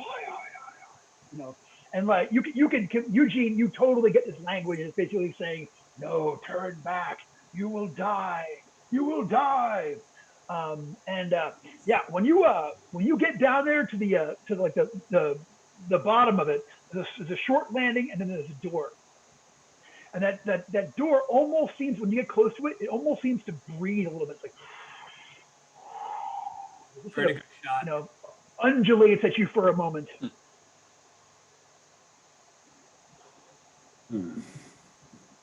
cool. I do don't not like those. personally want to go near that. So maybe somebody else wants to take the lead on that one. I want to get out of here, so I don't mind asking the thief to check that door for traps. Yeah. I'm not going to believe him who says no, though. It's breathing.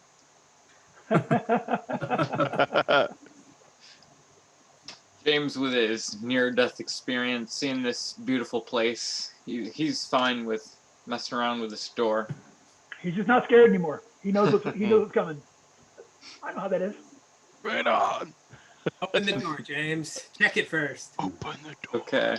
Yeah, he's gonna check it for traps, like magical or otherwise. Gotcha. Give me that roll. Jeez, that's a 25. Okay, here's what happens. Okay, you're like checking for that door, like checking for traps and such. And again, the door is actively resisting you doing it. It's kind of like you see it's like almost like melting a little bit and such. Okay, but then at one point, like you just sense that there's something really, really wrong about this. And you're already looking for a magical trap, thinking about that first magical trap, and like just for a moment, you sort of like put your face against it and look through.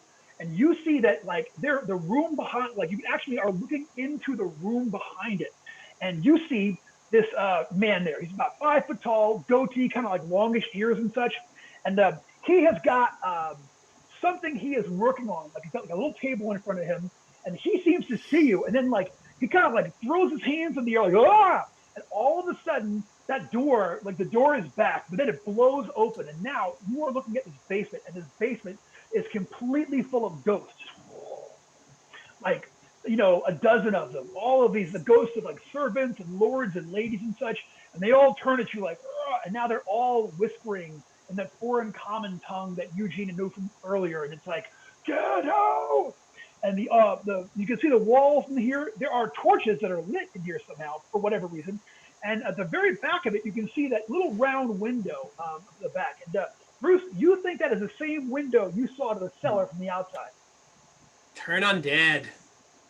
Let's go ahead and give me a check. Initiative check. So Okay. go ahead and we're gonna go on 6. So Yavin, what'd you get? 17 initiative. 17 for Yavin. Okay, Adlin. Sorry, was that me? 6. Yeah. Auden, sorry. That's my handwriting. Auden on 6. You're going to go first. Okay, Oz. 6 also. My agility is 13. I think you're first. Okay. James. 8.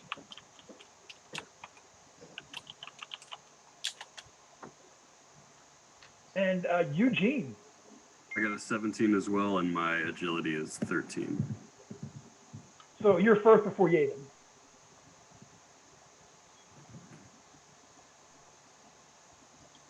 All right, so Eugene, you are up first. This place, at first, like there's maybe like 24 of these ghostly apparitions in here that are now all kind of like making their way towards you. Hey, I'm feeling good about this rope spell. I think this is gonna be the moment. So I'm gonna do rope work to try and I guess depending on what I roll, but at the very least, like make a little like tripwire right in front of them. Gotcha. Tripwire in front of the, Okay, so 6, a 20 total. 20 total. Yeah, you summon a rope, and you can command the rope to rise into the air straight up at an angle. Yeah, and it'll last for 10 minutes, and it can magically hold its position. So you can definitely make that rope make a tripwire right in front of you. You know what I'm saying? So like, whoosh. So this rope spans the entire length of this cellar that you're looking into, and that is what you'll see. But that is cast, and that is done, and it is your turn, James. What are you gonna do, bro? I think I'm just gonna try and hide in the shadows. All right, go ahead and give me that hide check. 6. Yeah, you dive inside that room and looking for shadows, and all the ghosts are like, sort of like making their way over towards you. You notice that any direction you look from, they kind of like move to sort of screen you against where you saw that little guy with the goatee before. So it is odd. It is your turn.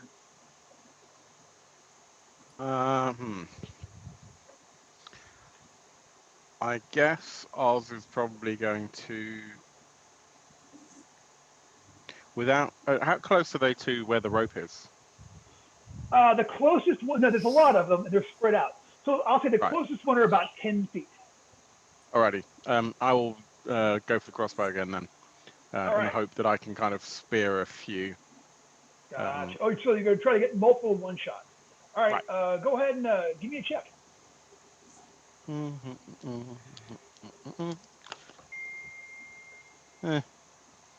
14. 14. And what was it? What was the number on the actual deed die? A 1. Okay, so give me. Well, what's your character's luck modifier? It's currently well, my luck is now 7, but luck modifier before was 0. So. All right, cool. That arrow hits one of them. Go ahead and give me damage. Damage is 6. 3 points of damage. Okay. So yeah, you seem to have injured one of their ghostly forms. This one that looks like a ghostly servant. There are a bunch of them, right? Yeah, there's more than 20. You think they're all kind of crowded up. They're like, Can I ask? Can I ask the judge, as opposed to in character? Sure. When you say there's more than 20, I mean, are we saying a lot more than 20 or 20-ish? You know. Let's say 20-ish. There's probably a couple of dozen. Right. Okay. But again, they're all kind of like spread out and sort of all coming at you. They're hard to take in.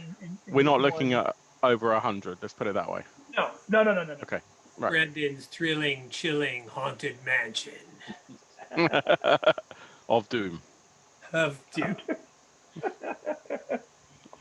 All right.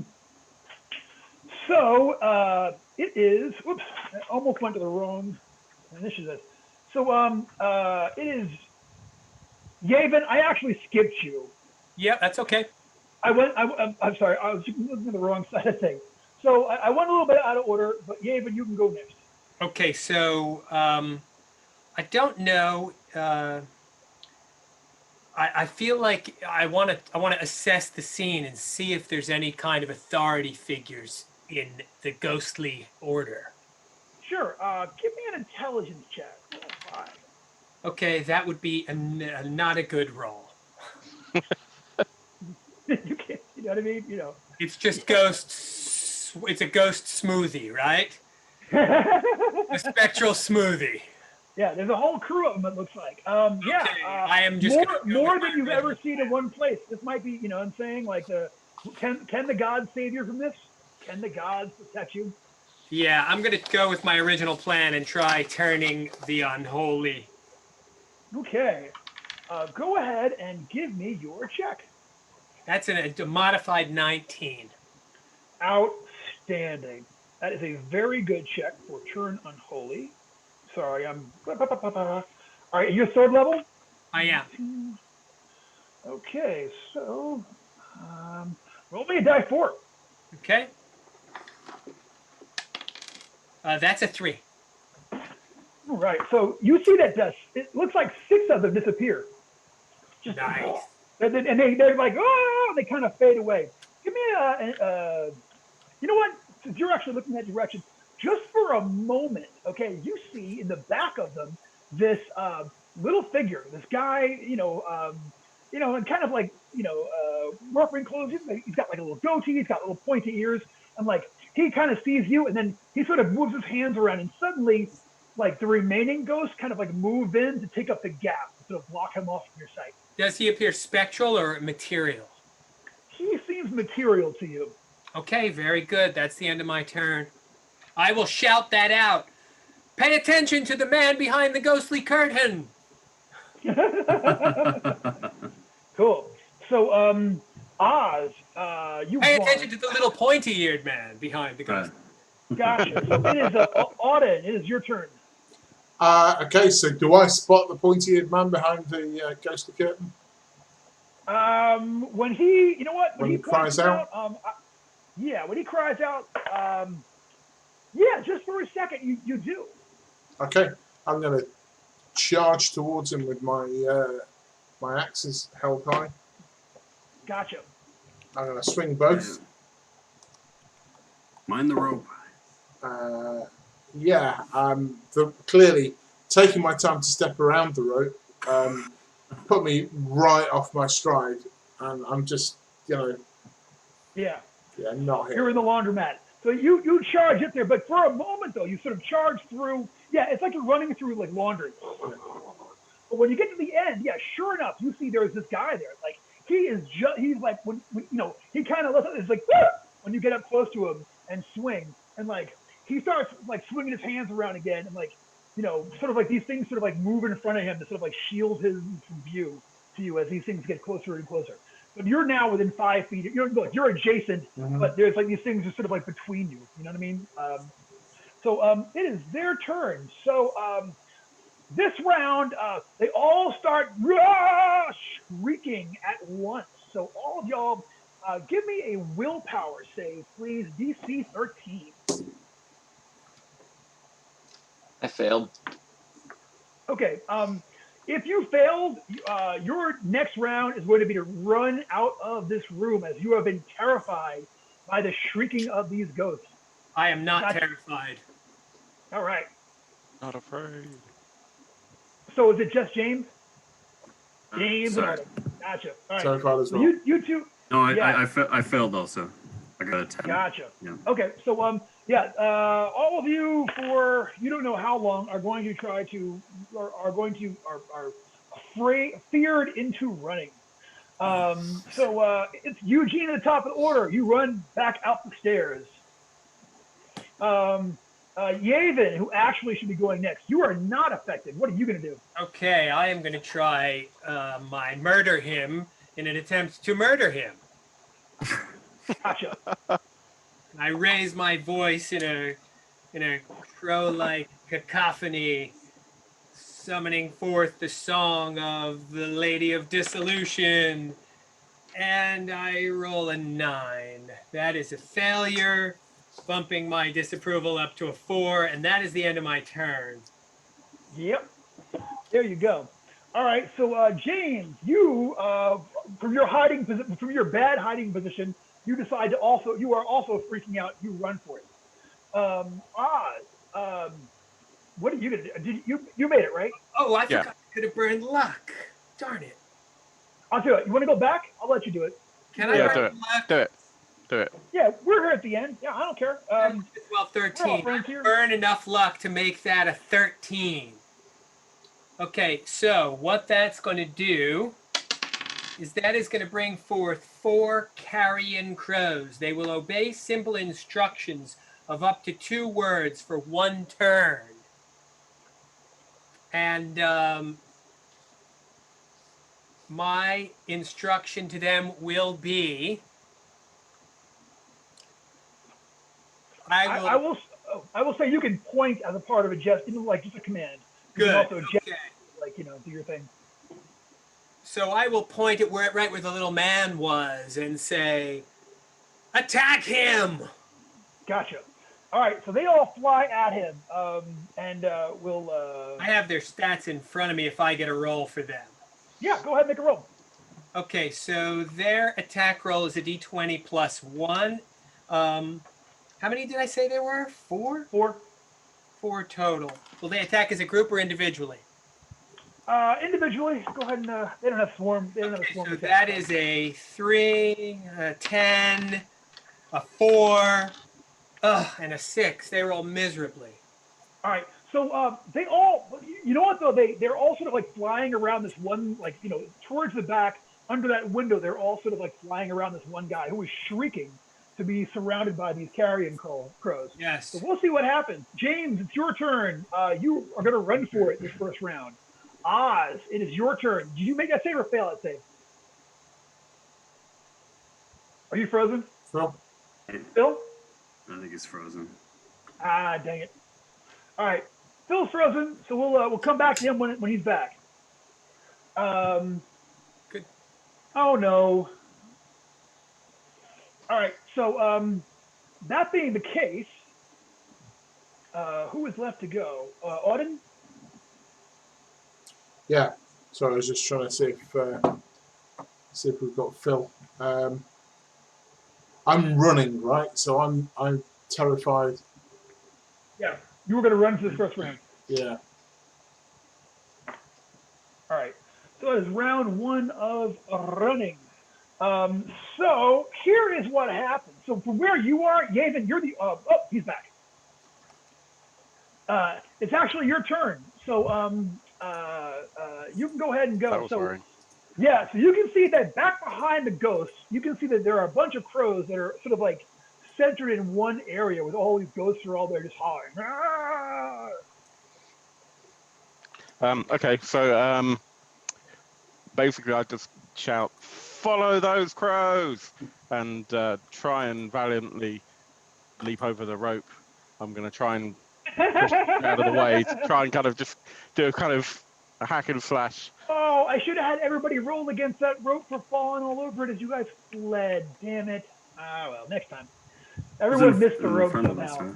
How did y'all miss that rope? All right, so you run through the ghosts and attack this thing. Go ahead and give me an attack roll. That's the theory. Hang on. There it is. Great. That was really good. I got an 11 to hit. Ooh, do we all change up? Who am I now? I'm still me. I never actually change up. I got an 11 to hit there, so that's probably not terribly good. That is not terribly good, but you can go with your shield bash if you like. Roll a d14. Oh, yeah. Same D die in a strength mod. Hang on. Where have I put my d14? That's it. That's even. Hang on, that was cocked. No, I got the same roll. Yeah, so 6.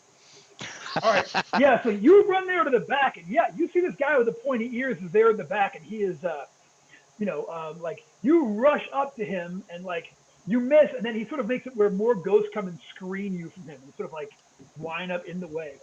Sure. All right. So it is his turn. So go ahead and Oz, give me a willpower save. 14. Okay, so just for a moment, you see both of your arms and the things that they are carrying just disappear, and like you feel as if you actually lost your arms. But like you sort of like get your head around it and like realize no. Mm-hmm. And yeah, you managed to keep you managed to sort of like keep them where they are. I kind of go, yeah. I'm a chaos dwarf. That was cool.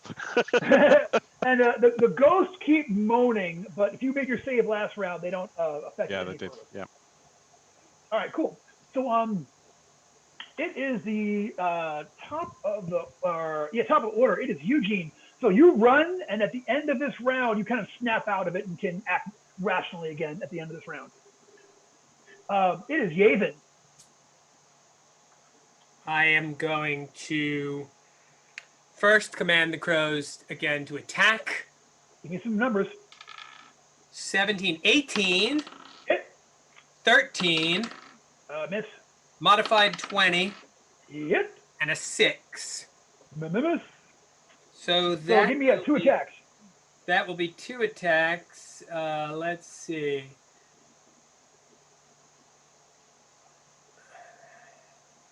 Their damage.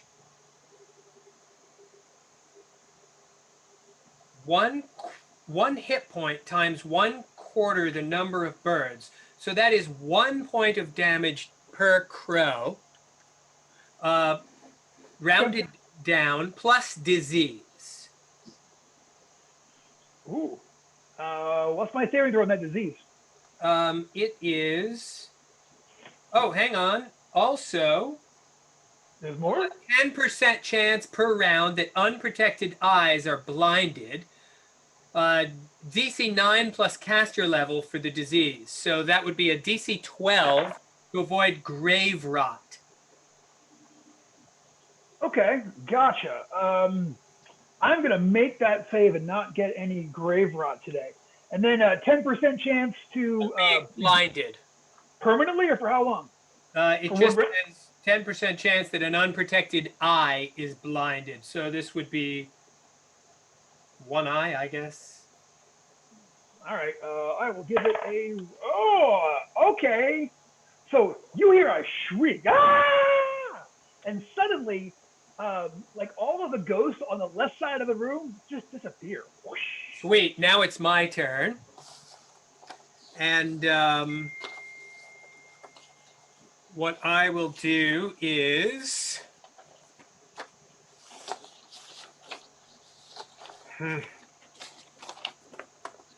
I feel like just running in and attacking him with the short sword. All right, go for it. Why He is only half screened by ghosts at this point. Okay, And, you can see where the crow hanging on his face, like. Ugh. I charge forward and attack him with the short sword, rolling a 22 and dealing a total of 6 points of damage. 6 points of damage. All right. So Yeah, you slash. It was not a crit. Gotcha. You slash the mess out of this guy. Watcha! And he is still up, but fight continues. We'll see where it goes.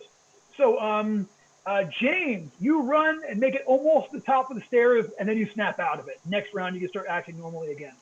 Oz, it is your turn. Half those ghosts have disappeared in front of dudes. Are you muted? Sorry, I'm muted. I'm here. This is probably the first time I've actually got a clear idea of what I'm looking at, because not only were there ghosts in the way, but also I'm not as tall as half the other people. So can you describe, please, what I would actually see? Okay, so this guy is about 5 foot tall. Now that you're up this close, you don't think he's completely human. He's got kind of pointy ears. He's got kind of pointy goatee. He has sort of like whitish hair. He's wearing kind of foppish clothes, sort of a fancy thing with a ruff in the front, like a ruff and like a, shiny buttons and whatnot and such.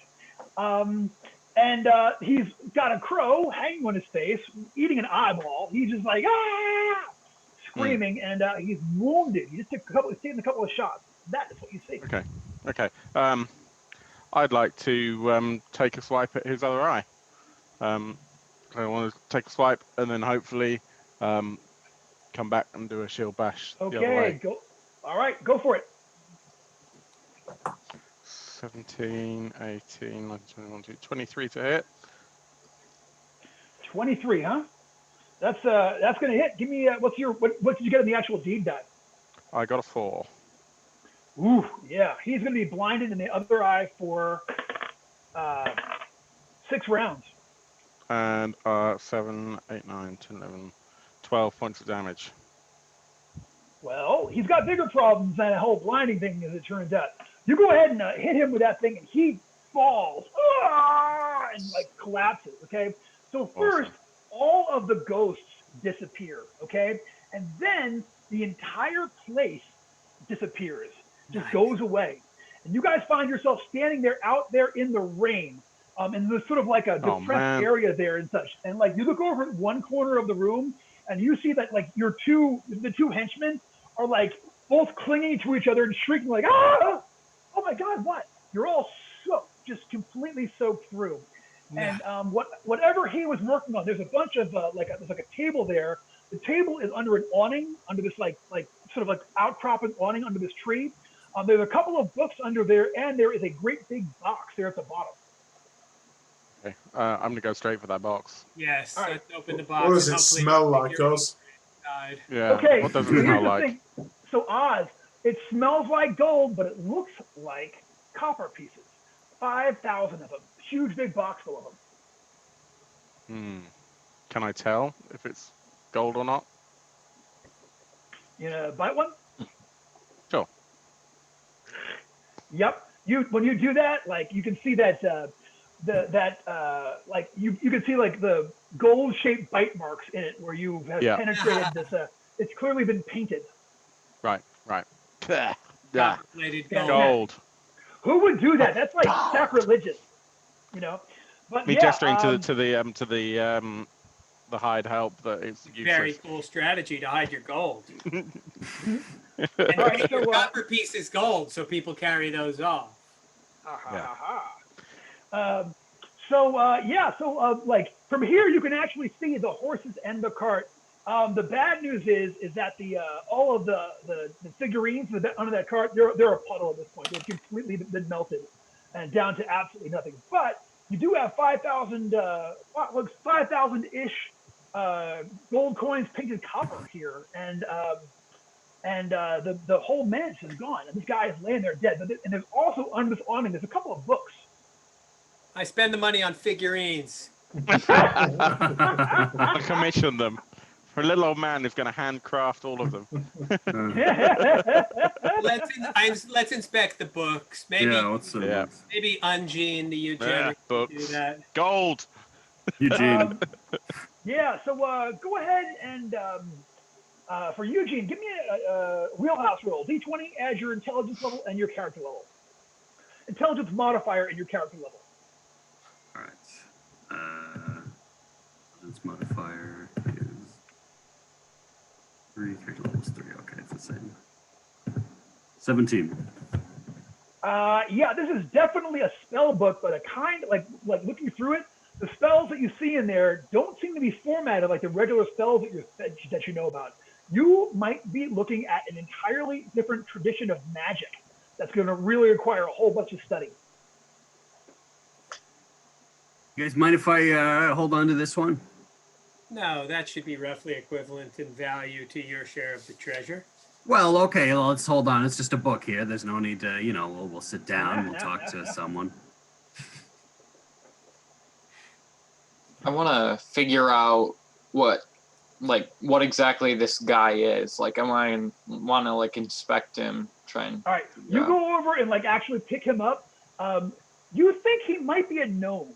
Gnomes are really, really rare. You've only heard of them, but he matches the description. He has these great big, once you get up close, he has these crazy eyebrows and such. Sorry, but I missed that. Is he dead? Oh yeah. Oz cut him in two with 12 points damage on top of everything else. I missed that detail. He was dead. Well, played a big part too. Does he have anything on him? There were crows. He got blinded. A lot of things went off in a short period of time. Let's check his body. Yeah. All right, you check his body. On him, he has got a there's a bone scroll case, okay, and then as you actually you start actually checking him out, his ears fall off, and he's got regular humanish ears underneath them. Poser. He is creepy impersonator, in Gnominator. Minus one luck. How ignominious. Good, oh my God. Temerity. That was a good one, though. Beautiful. Yeah, so that is what you guys find. You guys make it out of here, not with the treasure that you thought you were going home with, but you do have You do have gold pieces. You are all soaked through the bone, and The henchmen there's- should be happy. It's real, actual gold.